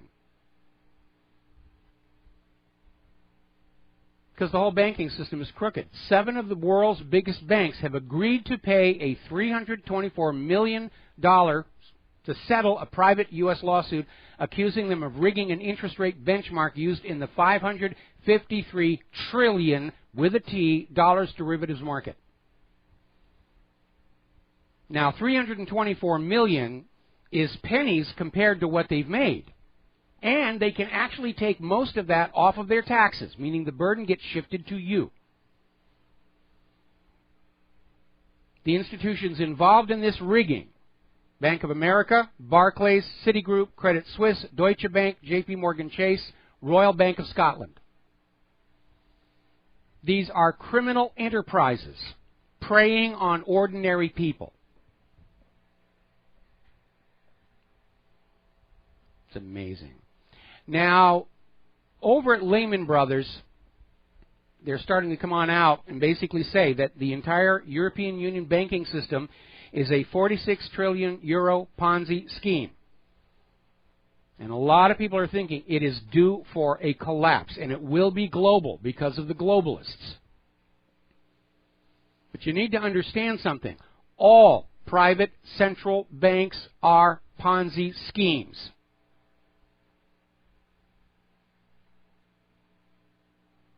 All of them. By design, they create more debt than money to pay that debt, and they use that unpayable debt to control nations, governments, people, and eventually acquire all the real assets. Own the entire country, and all it cost them was ink and paper, or numbers in a computer. It is a gigantic scam. Another story coming out of Investment Watch blog. Surprise, surprise, surprise, the world's longest experiment with negative rates is not really working out as planned. Yeah, because when you have negative interest on savings accounts and people are losing money, keeping their money in the bank savings account, they're going to take the money out. They're going to buy physical silver and gold. Now, over in Greece, they're needing another bailout. And by the way, the money that is coming into Greece for the bailout immediately goes out of Greece back to the bankers. And part of this third bailout agreement with its creditors, Greece has been forced to raise taxes again and cut state spending and slash state benefits. In other words, the message coming from these private central banks remains as always: you must make do with less so we can have more. You must make do with less so we can have more. Now, in the war on cash, we are now hearing that along with the U.S. wanting to phase out the $100 bill, the European Union is going to get rid of the 500 euro note. They're going to let you have $1 and $2 and $5 and $10 to do small purchases. But they want everything significant to go through those little plastic cards. And at some point, they want to end cash entirely. Why? Well, because you don't have any choice but to leave your money in the financial system, for which they will charge you a modest fee. And, of course, it makes it impossible for you to have a run on the bank. You can go into the bank is collapsing, and you say, give me my money, and they'll say, how? Now, at the point that they declare a cashless society and everybody's forced to use those little cards, what you need to do is find yourself a gold and silver dealer and take that little plastic card in there and say, however much is on that card for my savings account, you give it to me in physical silver and gold. That's going to be the only thing you can do to protect your wealth. Because remember, under current U.S. law, savings accounts holders are treated as unsecured investors in the bank, meaning when the bank goes belly up, you are required to share the losses. Now, payday loan company Wonga has suffered a record loss of £80 million because of new rules that tightened up lending criteria. And Wonga is crying foul. They used to be making huge amounts of money with their particular brand of vulture capitalism. And now they're not being allowed to gouge the poor anymore the way they used to. So here we are in a nutshell. And I can understand why people are concerned that the whole system is about to rupture. Puerto Rico has defaulted. Warren Buffett is out there saying negative rates were a mistake. It does seem like the whole financial system is breaking apart at the seams. And yes, they can paper over the little events with the printing presses and the computers.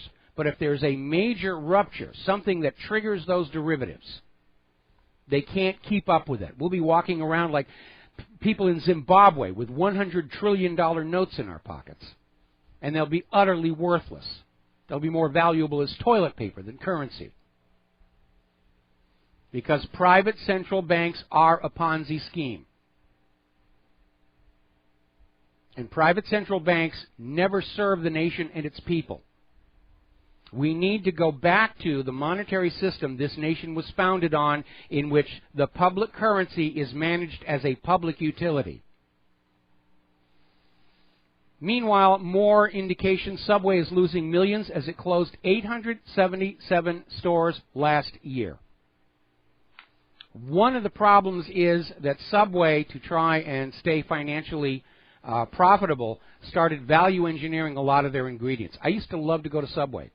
And the last couple of times I went there, you could just taste that the food wasn't the same. It was full of fillers and everything. We were talking about Aeropostale is going into bankruptcy and closing a bunch of their stores. Apparently they're going to close all of their Canadian stores. We have one of them down here in the mall at the bottom of the hill, and I imagine that that's not going to be there much longer. I never saw anybody going in there.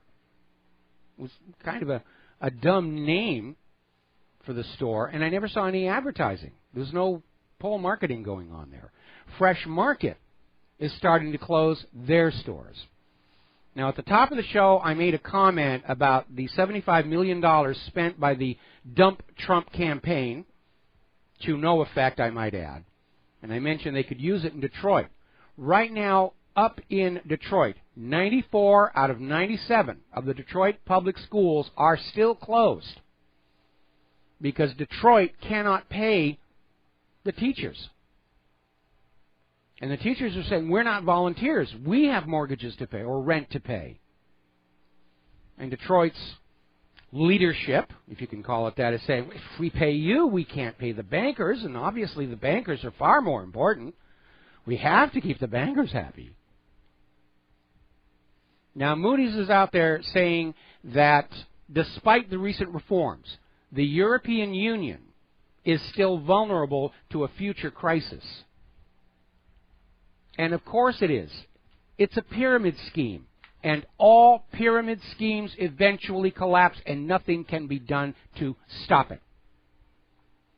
What is significant now is that because of economic globalism, all of these private central bank pyramid schemes are going to come down together. And we will have a once-in-a-lifetime opportunity to ban private central banks permanently. And say, no more. You got away with this scam for 300 years. It made you the richest people on the planet. Enough is enough. All right, we're going to go to the phones here. Clint in Las Vegas. Aloha. Welcome to the show. What's on your mind? Yeah, Mike, I just got this from Judicial Watch. I'm subscribed to them, so I just wanted to pass it on to you. The judge, Edmund Sullivan, granted a discovery on to Judicial Watch on Hillary's email. They already granted it on the foundation deal, but this is on the email alone, and he is authorized to seek testimony on the following witnesses: Kennedy, Mills, Alvedin, and Brian Patagio. And that's all I got right now, but I'm just saying this is we have a question to ask. Why hasn't the Senate and the House done this? Because, again, I think the secret... We know why. Yeah, we know why. Okay, they're protecting a secret that could destroy the entire U.S. government. And one thing I'd like to add about Trump and Israel, Trump's in a unique position where Israel can go to Trump and say, hey, you're going to do this, or we're going to spill the beans about 9/11, and Trump can just say, go for it. Could be. Okay. I'm sorry, I was momentarily distracted. I'm trying to do way too many things over here. Okay, well, listen, Clint, thank you very much for that. Could you forward that notice to me? I want to hunt that down and put that out. I've never had any confidence that the FBI and the Department of Justice are going to do their jobs. I know from personal experience the FBI has been the protectors of the Clintons all the way back to the murder of White House Deputy Counsel Vincent Foster. Just entirely by accident, I noticed something in the TV news that didn't make any sense, and when I just started talking to my friends in Hollywood about it, my career evaporated. And we were getting death threats and harassment. So I don't have any trust in the FBI doing anything whatsoever. Okay? All right. But she might have bit off more than she can chew with Trump because he doesn't have to play by the rules. No, he doesn't. That's why we love him. He's an outsider. He's not constrained by all of these entanglements with the existing political structure, and that's why he's such a threat. He can't be controlled. He can't be bought. He's got his own money. He's going to do what he thinks is best for all of this. And I think Judicial Watch, my nickel is on them to actually come up with something before November that's going to destroy Hillary Clinton and get this second dynastic family off of our nation's back. So I'll put it in capital letters, Clint from Vegas, Judicial Watch, and I'll forward this press release to you right now. All right, thank you very much for that, Clint. We're going to let you go. We're going to switch over here to Jerry in Chicago. Aloha, welcome to the show. What's on your mind?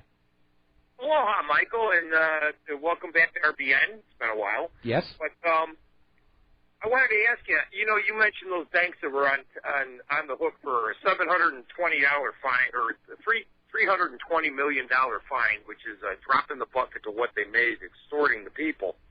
But how many of those banks are partial or part of the Federal Reserve? They're the regional Federal Reserve banks, and then all other commercial banks are basically obliged to do business with them because the U.S. Federal Reserve note is the officially sanctioned legal tender. It's not the only one. If you look at that notice on the Federal Reserve note, there's no word only. It just says it's legal tender. But the Federal Reserve has been actively trying to shut down any alternative system of commerce that they don't make a percentage off of. That's why they went after the Liberty Dollars. And it was ridiculous. They shut the Liberty Dollar down, claiming it was a counterfeit because it used the word dollar. The Liberty Dollars didn't look anything at all like U.S. coinage or currency. And I think the Treasury Department was sicked on the Liberty Dollar when they came out with the Ron Paul dollar, and they hurt poor George Bush's feelings because he wanted his face on the coin, and Ron Paul got there.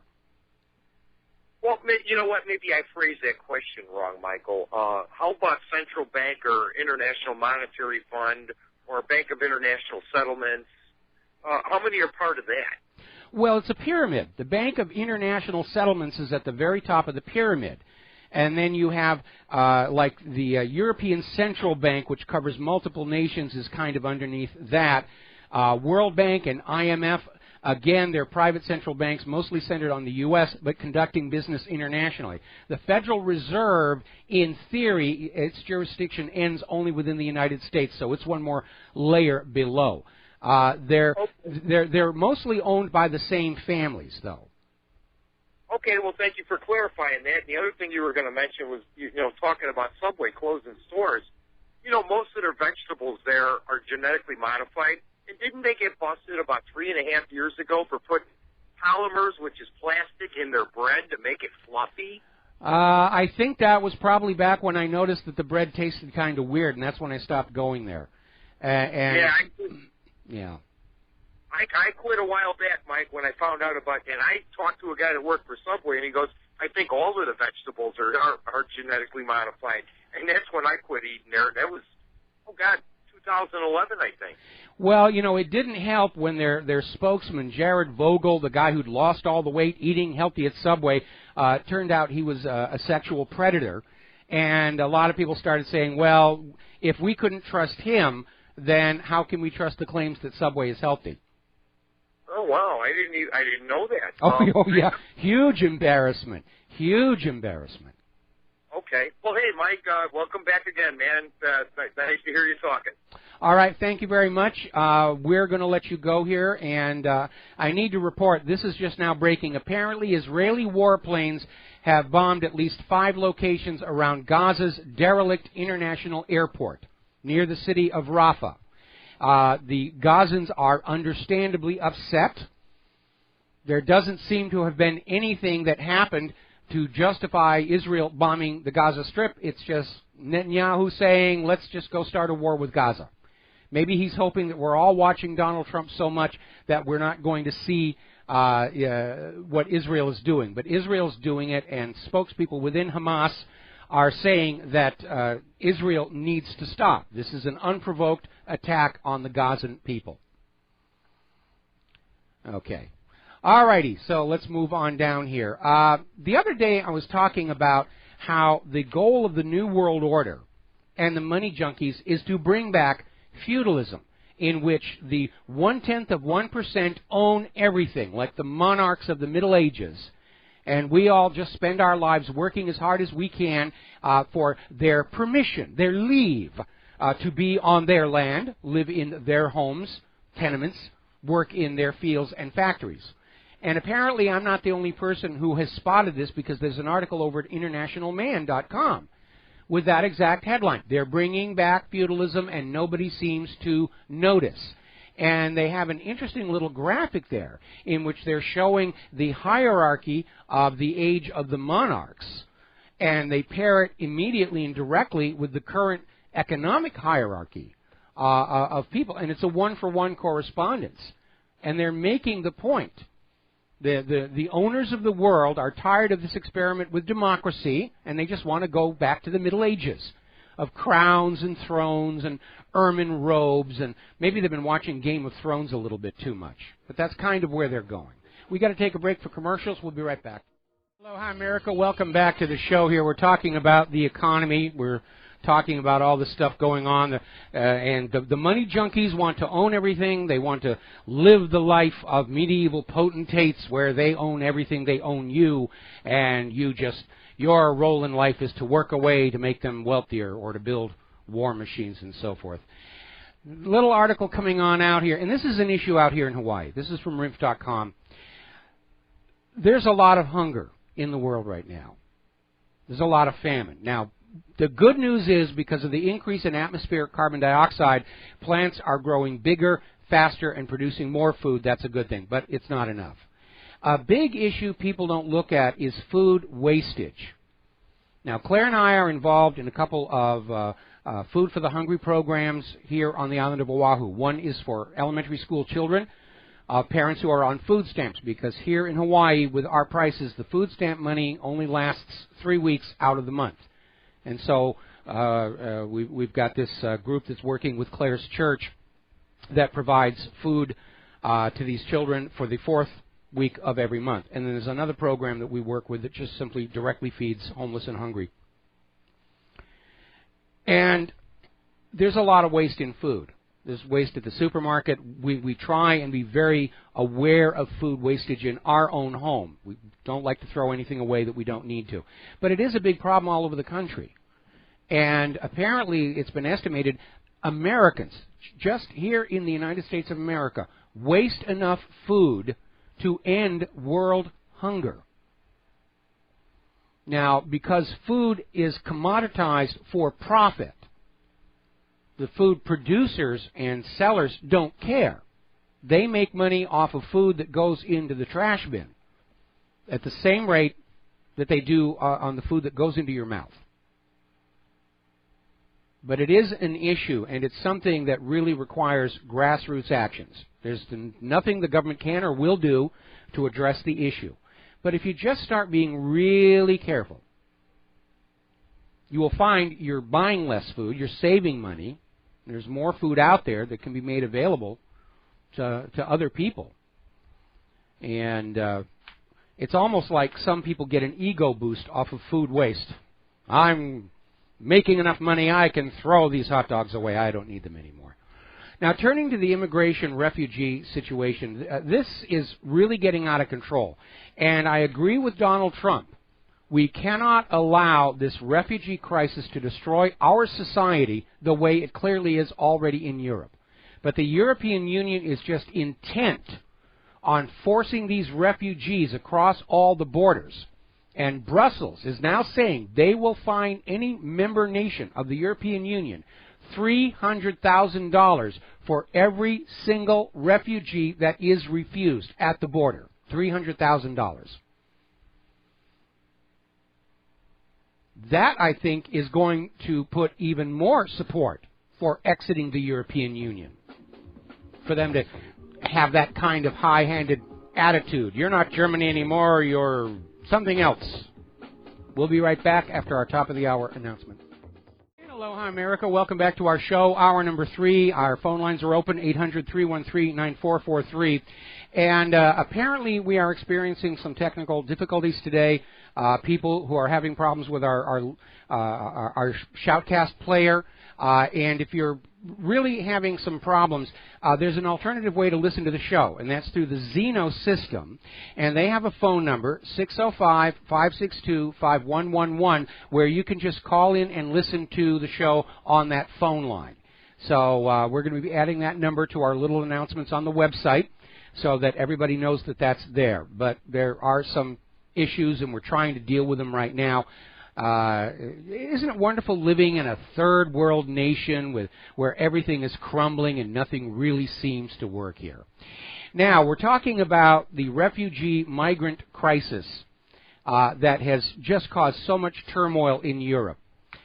And the goal of all of this seems to be to support the New World Order, where they're going to crush all of the nations of the earth down to the same level of abject poverty so that they can drop the borders without a lot of people scrambling from poorer areas to richer areas. But in order to make that work, they're trying to also blur the populations of countries under the guise of multiculturalism.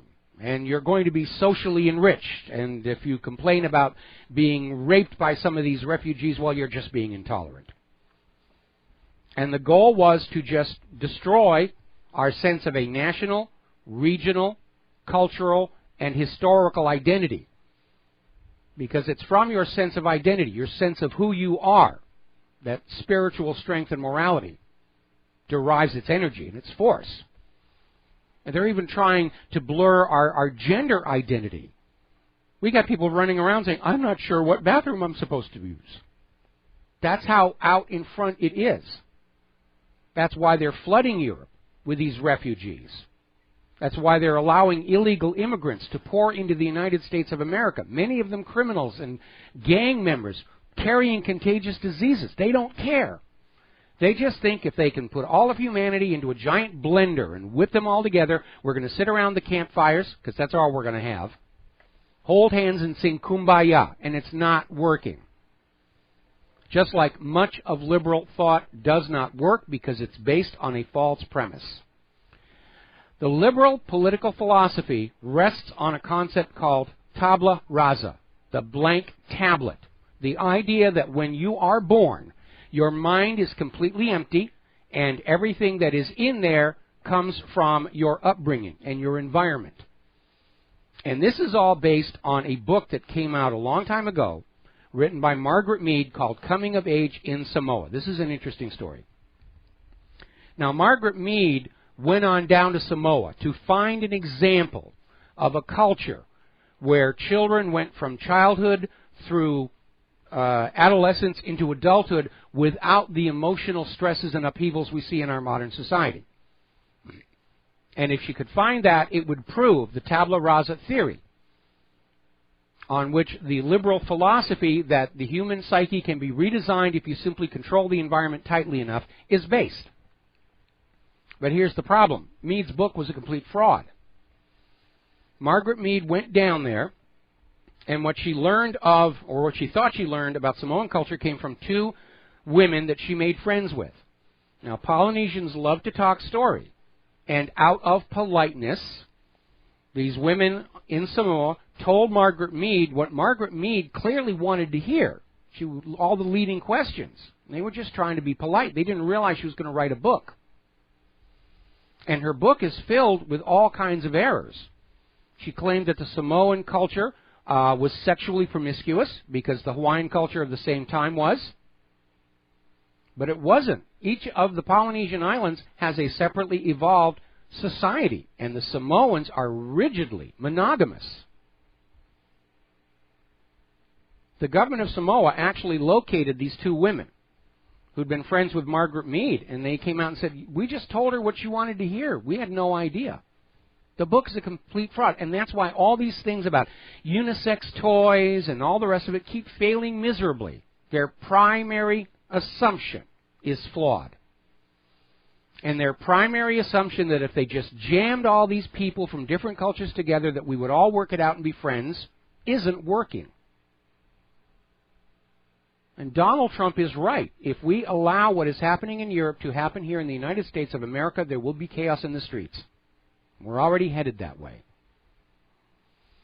Now, I love this story over in Investment Watch blog. Down in Australia, they've got a more direct approach. As you know, Muslims are trying to pour on in to Australia and threatening to set themselves on fire if they're not allowed to come into Australia. We'll burn ourselves to a crisp.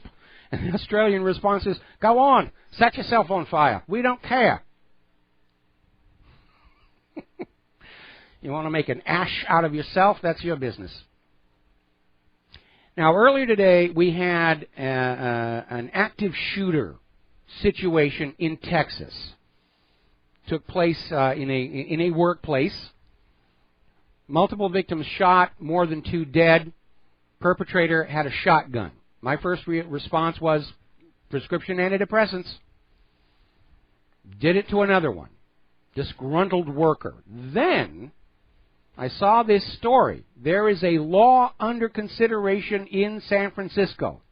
Assembly Bill 2607 by Phil Ting, who's a Democrat. Basically, this law, if passed, would allow multiple people to be able to file a form to suspend your Second Amendment rights, including your boss, your teacher, your professor, or your therapist, which makes the convenient timing of this workplace shooting down in Texas look like a staged event, which we know the gun grabbers love to do. The more blood, the more they can push their gun grabber agenda. California is also considering background checks for anybody who wants to buy ammunition. But trust us, it's not an infringement of your right to keep and bear arms. Now, this background check is a thorny issue. I am in agreement that people with past criminal histories and people who are undergoing serious mental treatment probably ought to be kept distant from weapons. The problem I have with the therapist angle is there is no exact, precise science of psychiatry. It's all subjective. It's all based on the opinion of the particular therapist or psychologist or psychiatrist. Remember, the more they diagnose mental illness, the more money they make. So they have a financial incentive to see mental illness everywhere. And if they're given the authority to disarm law-abiding American citizens, then they're all going to be disarmed. I mean, these are the people who have come on out and declared the desire to eat safe, organic, healthy food is a mental illness called orthorexia nervosa.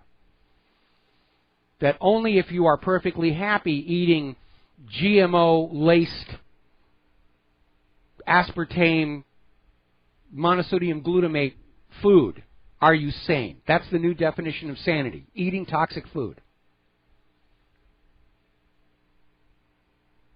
They still will not address the issue that all of these mass shootings that are wagged at us constantly to take away our guns involved shooters who were either on or withdrawing from prescription antidepressants. And those package inserts on the prescription antidepressants admit these medications can cause violence or suicidal thought. But they make money, and that makes everything okay, doesn't it? Okay. Now, for those of you who like irony, and don't we all, apparently Governor, there was this bill in Georgia that was going to allow concealed carry on college campuses, and the governor vetoed it. And here's where it gets interesting. On the same day the governor vetoed the campus carry bill, there was an armed robbery just 400 feet from Georgia Southern University. But we have to protect the criminals. The criminals are generating the revenue for the drug lords, and the drug lords, we can't cheat them. It's amazing here. Now, probably the second most hated government agency in the country today is the TSA, which out here in Hawaii we assume stands for the Tourism Suppression Agency. Because ever since TSA started groping people and stealing their laptops and the rest of it, Hawaii's tourism has really taken it in the teeth. Now, our local tourism bureau likes to constantly proclaim about how Hawaii's tourist venues have an 80% occupancy rate. What they don't tell you are all the tourism venues that have gone completely out of business and bankrupt in the process. We had friends that we have in Great Britain, and once a year they used to come out here to Hawaii, and then all of a sudden they stopped and they said, we cannot enjoy a tropical island vacation when we're treated like prisoners of war coming in and going back out.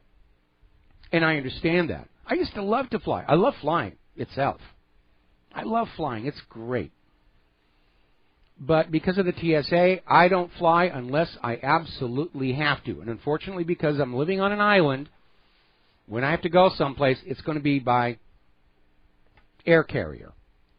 And I grit my teeth and I let them fondle my body. Now, the TSA is known for stealing a bunch of stuff from luggage. iPads, laptops, things like that.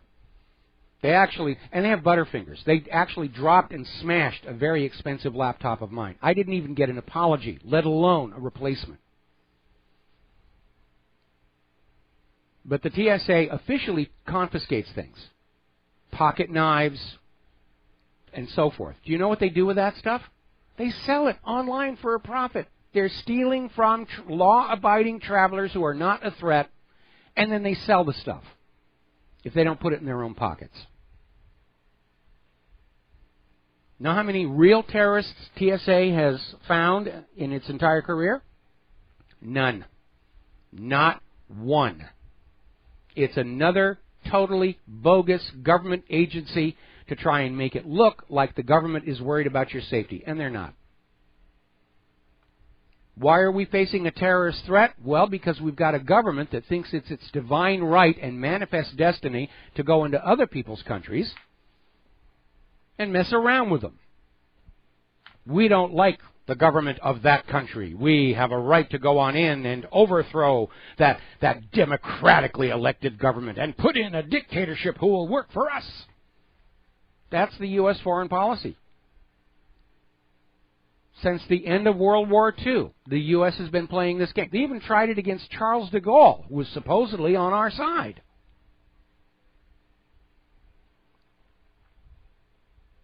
Now, the U.S. government got away with this in the years after World War II because the people who were in these countries that were being overthrown didn't realize that's what was going on. They bought the propaganda that this was a popular uprising against an evil, tyrannical ruler. And even though things got worse for them afterwards, they'd say, well, we had a revolution and things, I guess things are better. Aren't they supposed to be better? And they never were. It was all about capturing assets, capturing natural resources, capturing markets. You won't buy your sugar from Asia anymore. You will buy your sugar from our companies. Mercantilism. The same exact scam Great Britain was playing on the American colonies. You're not allowed to buy the best product at the best price anywhere in the world. You will buy your tea from the British East India Company. You will buy your clothing from Manchester and Leeds. You have no choice where to buy these products. That was a big part of what led to the revolution, along with the Currency Act. And we're seeing the same thing now. The U.S. government is presently trying to use the Transatlantic Trade and Investment Partnership and the Trans-Pacific Partnership to force other countries to buy our GMO agricultural produce. And these other countries do not want it. The fact that it is harmful is irrelevant to the U.S. government. They just want to force the world to be dependent on GMO technology, the way they want the world to be dependent on the U.S. Federal Reserve note, to remove from the world freedom of choice over what currency they will use, at what price, and what they'll eat. The reason the U.S. government and its courts have gone along with these ridiculous intellectual property lawsuits, where Monsanto is taking the farms of people whose crops were contaminated from neighboring GMO fields, shows it's all about monopolistic control of the global food supply. They want the world dependent on U.S. agriculture. And because we know for a fact this GMO pollen spreads into the wild, eventually all food crops will be GMO, unless steps are taken to eradicate it right now. And at that point, anybody trying to produce food anywhere on Earth has to come to the United States corporations. It's a global monopoly. It's headed for failure, just as the Federal Reserve note used to be a global monopoly. It's failing right now. And our government, unfortunately, is willing to go to war, to a global war, a hot war, a nation-state war over these commercial monopolies. Now, over at Hanford, things are beginning to deteriorate. 6 more workers have now been made ill by radioactive fumes escaping from these tanks. It's now a total of 26 workers. They've had to go to a clinic for exposure to radioactive fumes. And they are now admitting there are multiple tanks that are leaking. They admitted it last week. It's a big problem. The tanks are full. There's really not much they can do about it. I feel sorry for everybody living downwind and downstream from Hanford, and you'd better get out a map and look at those rivers that go right by Hanford and see if they go right by your home. This stuff's going to be pouring out into the ocean like we don't have enough problems with Fukushima. The west coast of the United States is in more danger from Hanford than it is from Fukushima. And these workers, these 26 workers who inhaled these radioactive fumes, they're already toast. Because while short-term exposure to radiation is survivable, if you are contaminated, if you ingest or inhale one of these particles, it lodges in your body. There's no way to find them, no way to remove them, and they just sit there continually radiating you until sooner or later you get cancer, leukemia, something like that.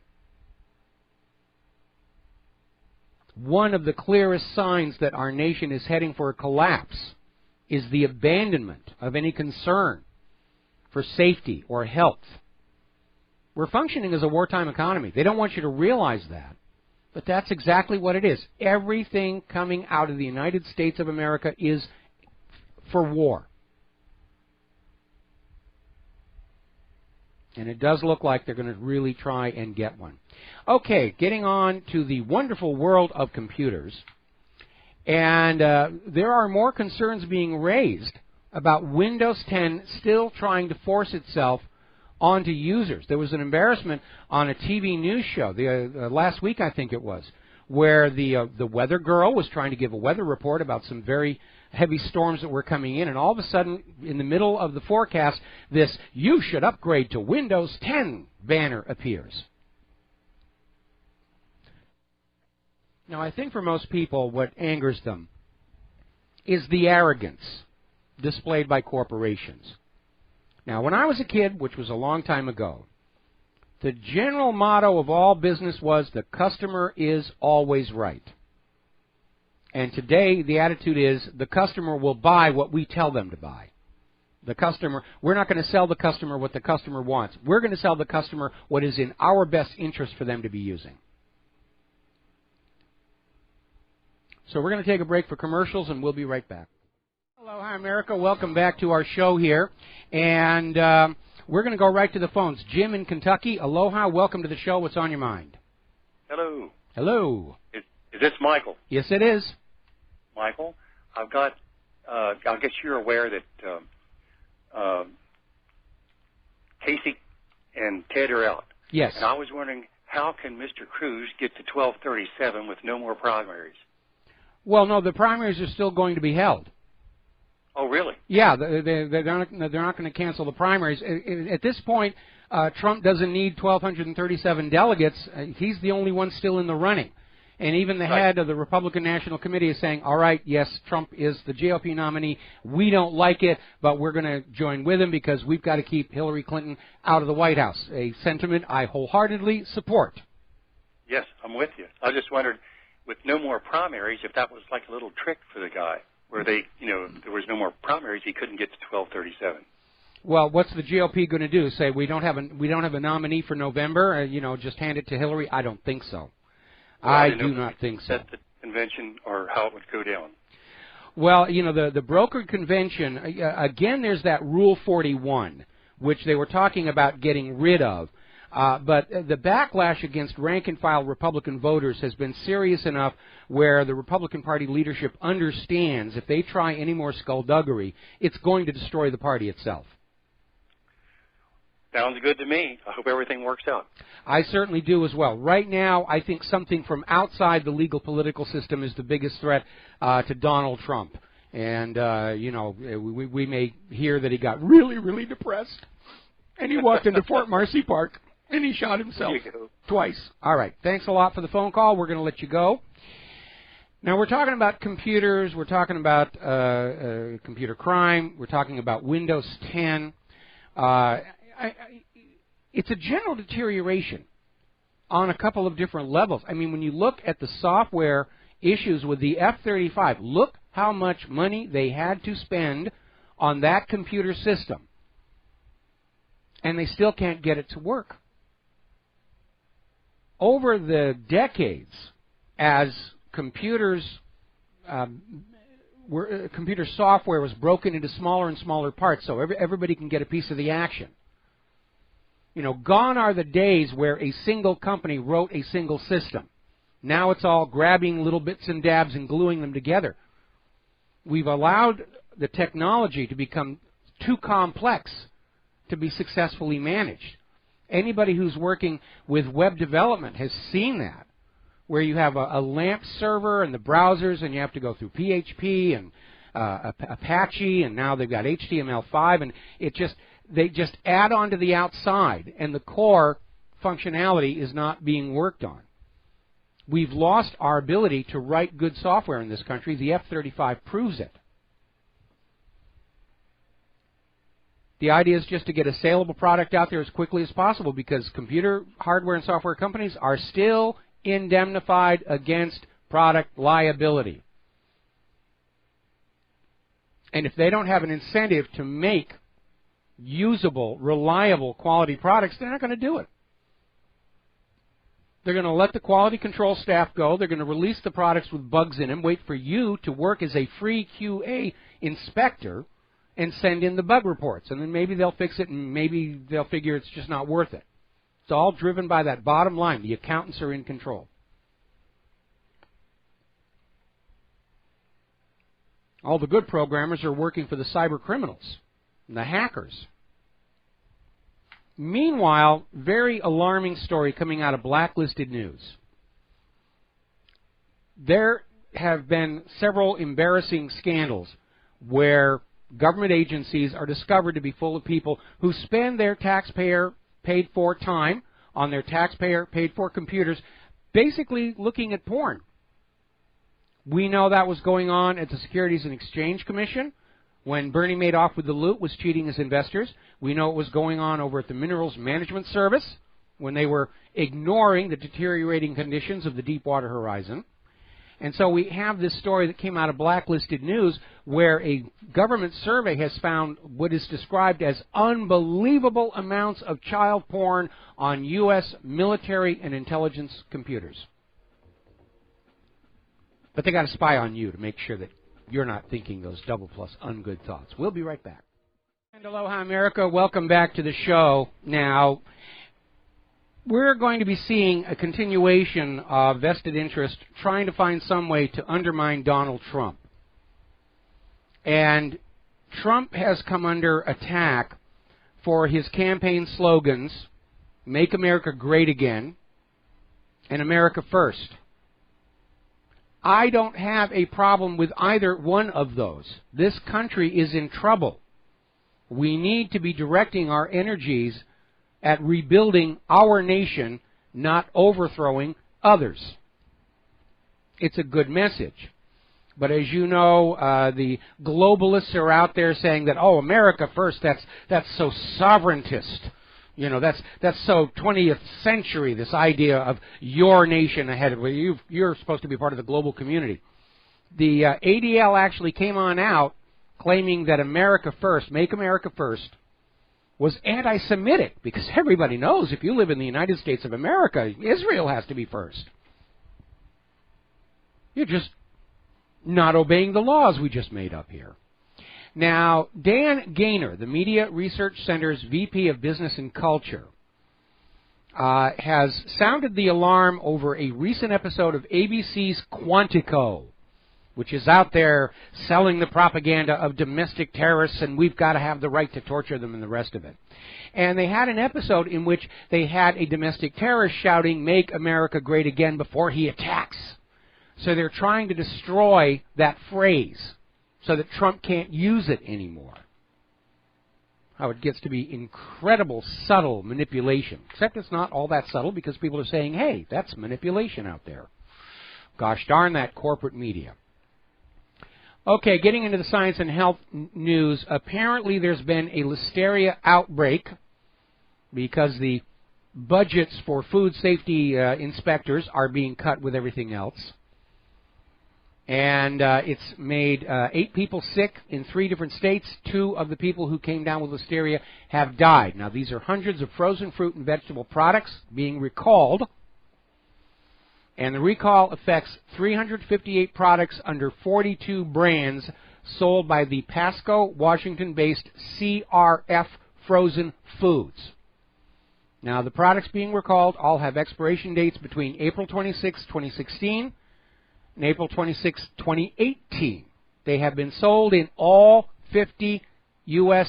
states, as well as Alberta, British Columbia, Manitoba, and Saskatchewan. That's CRF Frozen Foods. Now, if you are a member of a club membership store, like Sam's Club, you will probably get an email notification because they do track that stuff. That little card tells them who bought what product.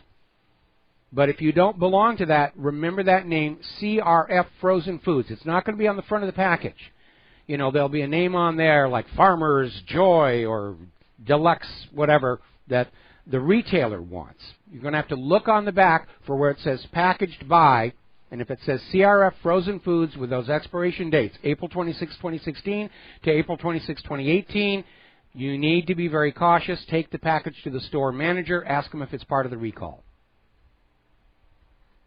And again, one of the surest signs of the coming demise of the United States of America is how health and safety is deprioritized. Because we've got to fight a war against Bashar al-Assad, and we've got to fight a war against whoever else won't do what we tell them to do. Now, we commented on this yesterday. We're going to comment on it again. Supposedly, the United States has the world's best health care. Actually, that's a lie. The United States has the world's most expensive health care. But it's currently ranked somewhere around 29th or 30th in terms of actual quality. And now, of course, we have that new study coming out of the Johns Hopkins University showing that medical mistakes are the 3rd leading cause of death in the United States of America. you are more at risk going to the doctor than just trying to find some natural cure online. Now, obviously, I'm not going to be a Christian Scientist with appendicitis, but I think avoiding medical care, commercialized, profit-driven medical care, is a wise and prudent thing to be doing. Because driven by the money junkies, it has become just as corrupted as any other part of our system. It's all about making money. It's not about what's good for you. We have another story that came out of Investment Watch blog. Apparently there's a popular prostate cancer drug, the ADT drugs, androgen deprivation therapy. And it turns out it doubles the risk of Alzheimer's. Take enough of these pills, you'll forget why you were taking them. And apparently the other side effects of these ADT drugs are weight gain, fatigue, reduced libido, outright sexual dysfunction. You know, when you see these glitzy whiz-bang commercials on TV for the latest wonder medication, you really should pay attention to that fast-talking person at the end about all the things that can go wrong. It's put up there by the lawyers so you can't sue when you get those side effects. Because they say, we warned you, it was in the commercial. And you still went to the doctor and asked for it, you sucker. You need to pay attention to that. You need to get in the habit of going to the FDA's website and reading the copies of the package inserts for what you're being told you should be taking, whether it's vaccines or anything else. A lot of this problem has to do with a phenomenon I call coevolution, and it applies not only to pharmaceuticals, but to the GMO food. We humans are the end result of billions of years of evolution in this environmental system. We have co-evolved with plants and animals. Their biochemistry is not a surprise to us if it's used as a medicine. In order to have patentable products that maximize profits, pharmaceutical companies are coming up with synthetic molecules that have never been seen in nature before, and then they pump them into your body. And your body doesn't know what to do with them because our biochemistry has never encountered them before. And that's where a lot of the harm comes in, along with some outright stupid decisions. And I think one of the worst is the use of peanut oil as an adjuvant in vaccines. Because peanut oil is something you are supposed to ingest and digest. It goes through the stomach acids and that whole process. It was never intended in nature to be pumped directly into your bloodstream. And the soaring rates of peanut anaphylaxis, like the soaring rates of autism, coincide exactly with this massive push to vaccinate the American people. Vaccination is a $27 billion a year business. It's owned by the money junkies. And their attitude is, we're not making enough money making medicine for sick people. And sick people can die and their families can sue us. So we're going to have a new business model of selling medicines to people who don't actually need it. And it's operating on the same moral level as the traveling Wild West medicine show salesman. Drives his brightly painted wagon into the middle of the western town, cranks down that backstage, and they have a hoochie-coochie girl or somebody else out there to draw the crowd in, and the pitchman comes up and he says, out there on the far end of the Great Plains, there's a plague laying waste to the Native American people. And it's coming this way. And the only way you will save yourself from this scourge of the West is to buy a bottle of Dr. Mike's Fix-Em for only 10 cents. And he sells a bunch of bottles, and he makes his money, and he cranks up the wagon, and he skedaddles. And the people in the town drink the bottle, which is filled with water, pepper oil, nothing of any real value. And they go home happy thinking they're saved from this non-existent plague that's out there. That's how modern pharmaceutical sales are working. Same morality. All right, looks like we got a caller on the line. Alex in San Antonio. Aloha, welcome to the show. What's on your mind? Hi, good afternoon, Mike. I was calling because I just asked a last question.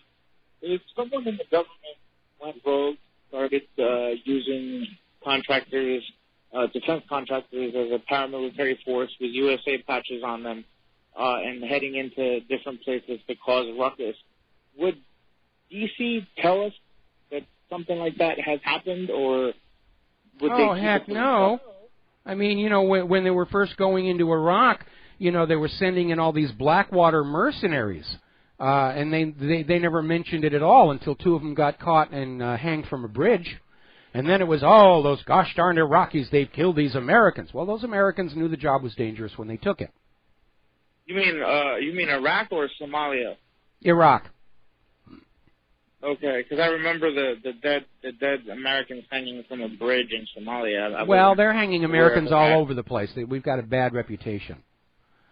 Okay, well, I just think that some of the things that are going on, specifically with how some of the things with the inside the Republican Party, some of them are threatening to go over to the Democrats. I'm just like, wait a second, you know, like it's just giving me pause, and I'm just thinking like, what would happen if these guys are just using a cover to just kind of slide and skedaddle out, you know what I mean, and be like, okay, the jig is up, you know, we're not going to win here, you know, and so they're like creating these small skirmishes, you know, with so that it gives them the cover of night per se to kind of. Well, okay, let me back up here a little bit. Certainly, the United States has been conducting most of its foreign military policy out of sight of the American people. It is a shock to most Americans today to realize that since the end of World War II, the U.S. government has worked to overthrow the governments of 50 other nations, succeeding about half the time. And that's not an image of the American government that we're very comfortable with. But now, as you say, the jig is up, and we know that this has been going on all along, and it's still going on today. And because this methodology isn't working anymore, I think there's now a push inside our government and our military-industrial complex to just say, let's just drop the pretense and say we have to go to war with Russia and China, or the dollar is going to implode and take us all with it. The American people aren't going to be happy with that, which is why they're already talking about bringing back the draft, and this time they're going to draft girls into combat along with the boys. So they're not just coming for your sons, they're coming for your daughters. No, I completely agree. I'm from El Salvador, and I remember watching a lot of these tactics be employed on us when we were young, and how a lot of my uncles and my aunts, you know, they went through this, and the funny thing is, I was talking to one of my cousins, and he said that his dad was telling him that he was watching this, and it was like going like play by play. Like every month, he was like, okay, watch now they're going to do this, and watch now they're going to say that, you know. And it's I don't know if you've been looking at what's going on in Latin America, but in the Isthmus of Central America, the U.S. is creating Central America of the North and a Central America of the South. So its foreign interests, especially in the Isthmus, are becoming extremely violent per se. Yes. Because and I say this because the Chinese said that they were going to build a canal through Nicaragua. Yes. And so that immediately would put a huge damper on the control that they have in the region. So I'm wondering if they're not trying to kick off a war between the north of Central America, El Salvador, Guatemala, and Honduras, and the south of Central America, Nicaragua, Costa Rica, and Panama. Well, that may be one aspect of it, but I think the idea, and we're seeing this all over the world, is to try and trick these small countries into killing each other off because the U.S. can't directly invade anymore. Israel is a master at that, of tricking other people to fight their wars for them. That was the reason for the attack on the USS Liberty. Before the Liberty crew got the word out that Israel was attacking them, Israel was telling the U.S. government this was Egypt was doing this.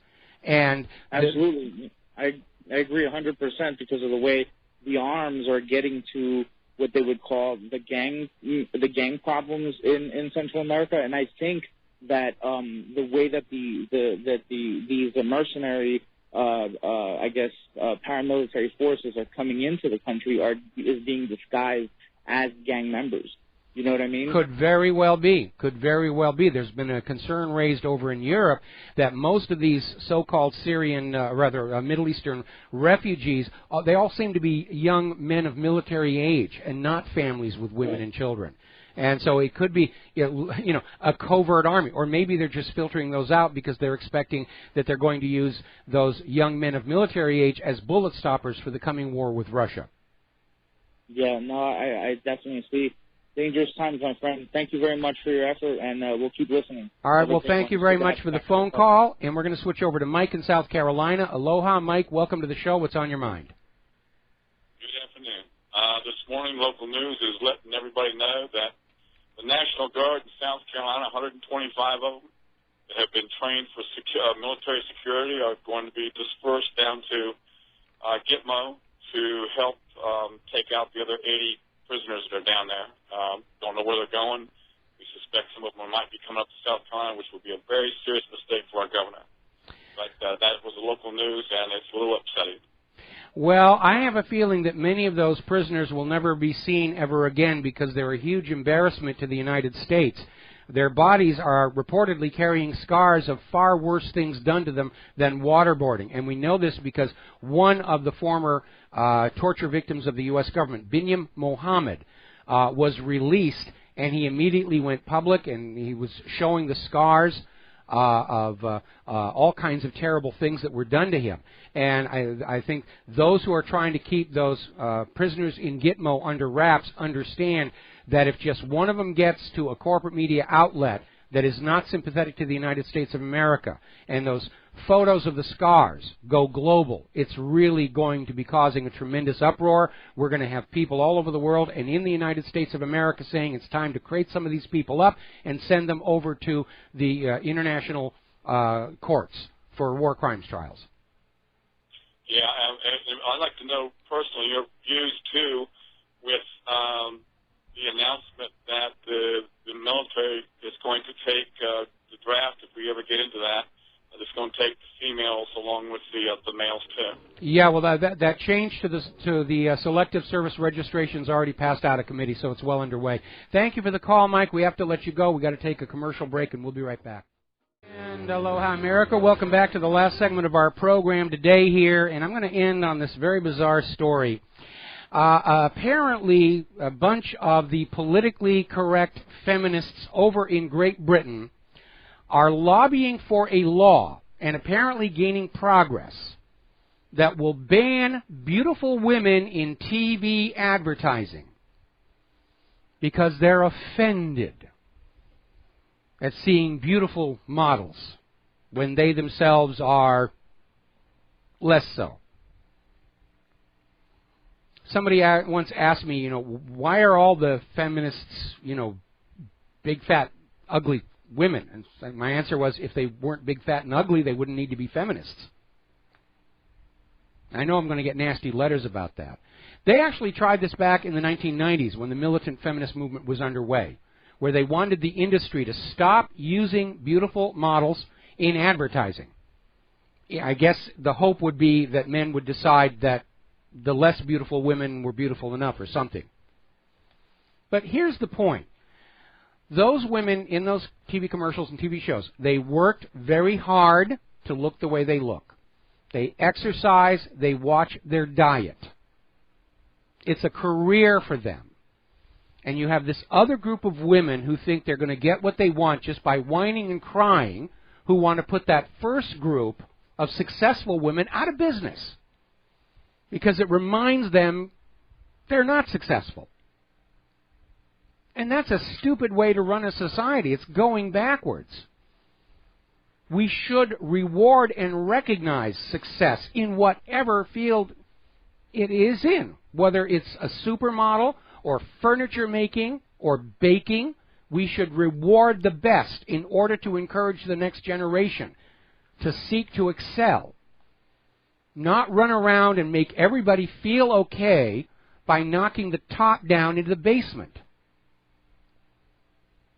It's utterly ridiculous. And it shows just how out of control political correctness has gone. people don't think they have to work to achieve anything anymore. They can just agitate. You know, I identify with being successful, so you should make me successful or I will be offended. What a bunch of whiners. They have all become, this PC movement. It's gone way too far. We have to recognize and reward those who achieve and excel, and those who choose not to achieve and excel ought to just shut the heck up and understand they are responsible for their own life choices and stop looking for somebody to blame their own inaction on. It's the evil male patriarchy. It's the white people. It's the Christians. Everybody's looking for somebody to blame for their own failings. It's a bad habit we get from our politicians, and it needs to stop. It needs to stop. There's the music. Time for me to get on out of here. I'm going to be doing Elijah Johnson's show in a little tiny bit. We'll be back tomorrow, Thursday, here on the Republic Broadcasting Network. Hopefully we'll have some of our tech issues cleared up by then. So until then, stay safe, stay informed, stay skeptical. Share what you know with everybody that you know, and we'll be back tomorrow. Aloha, America.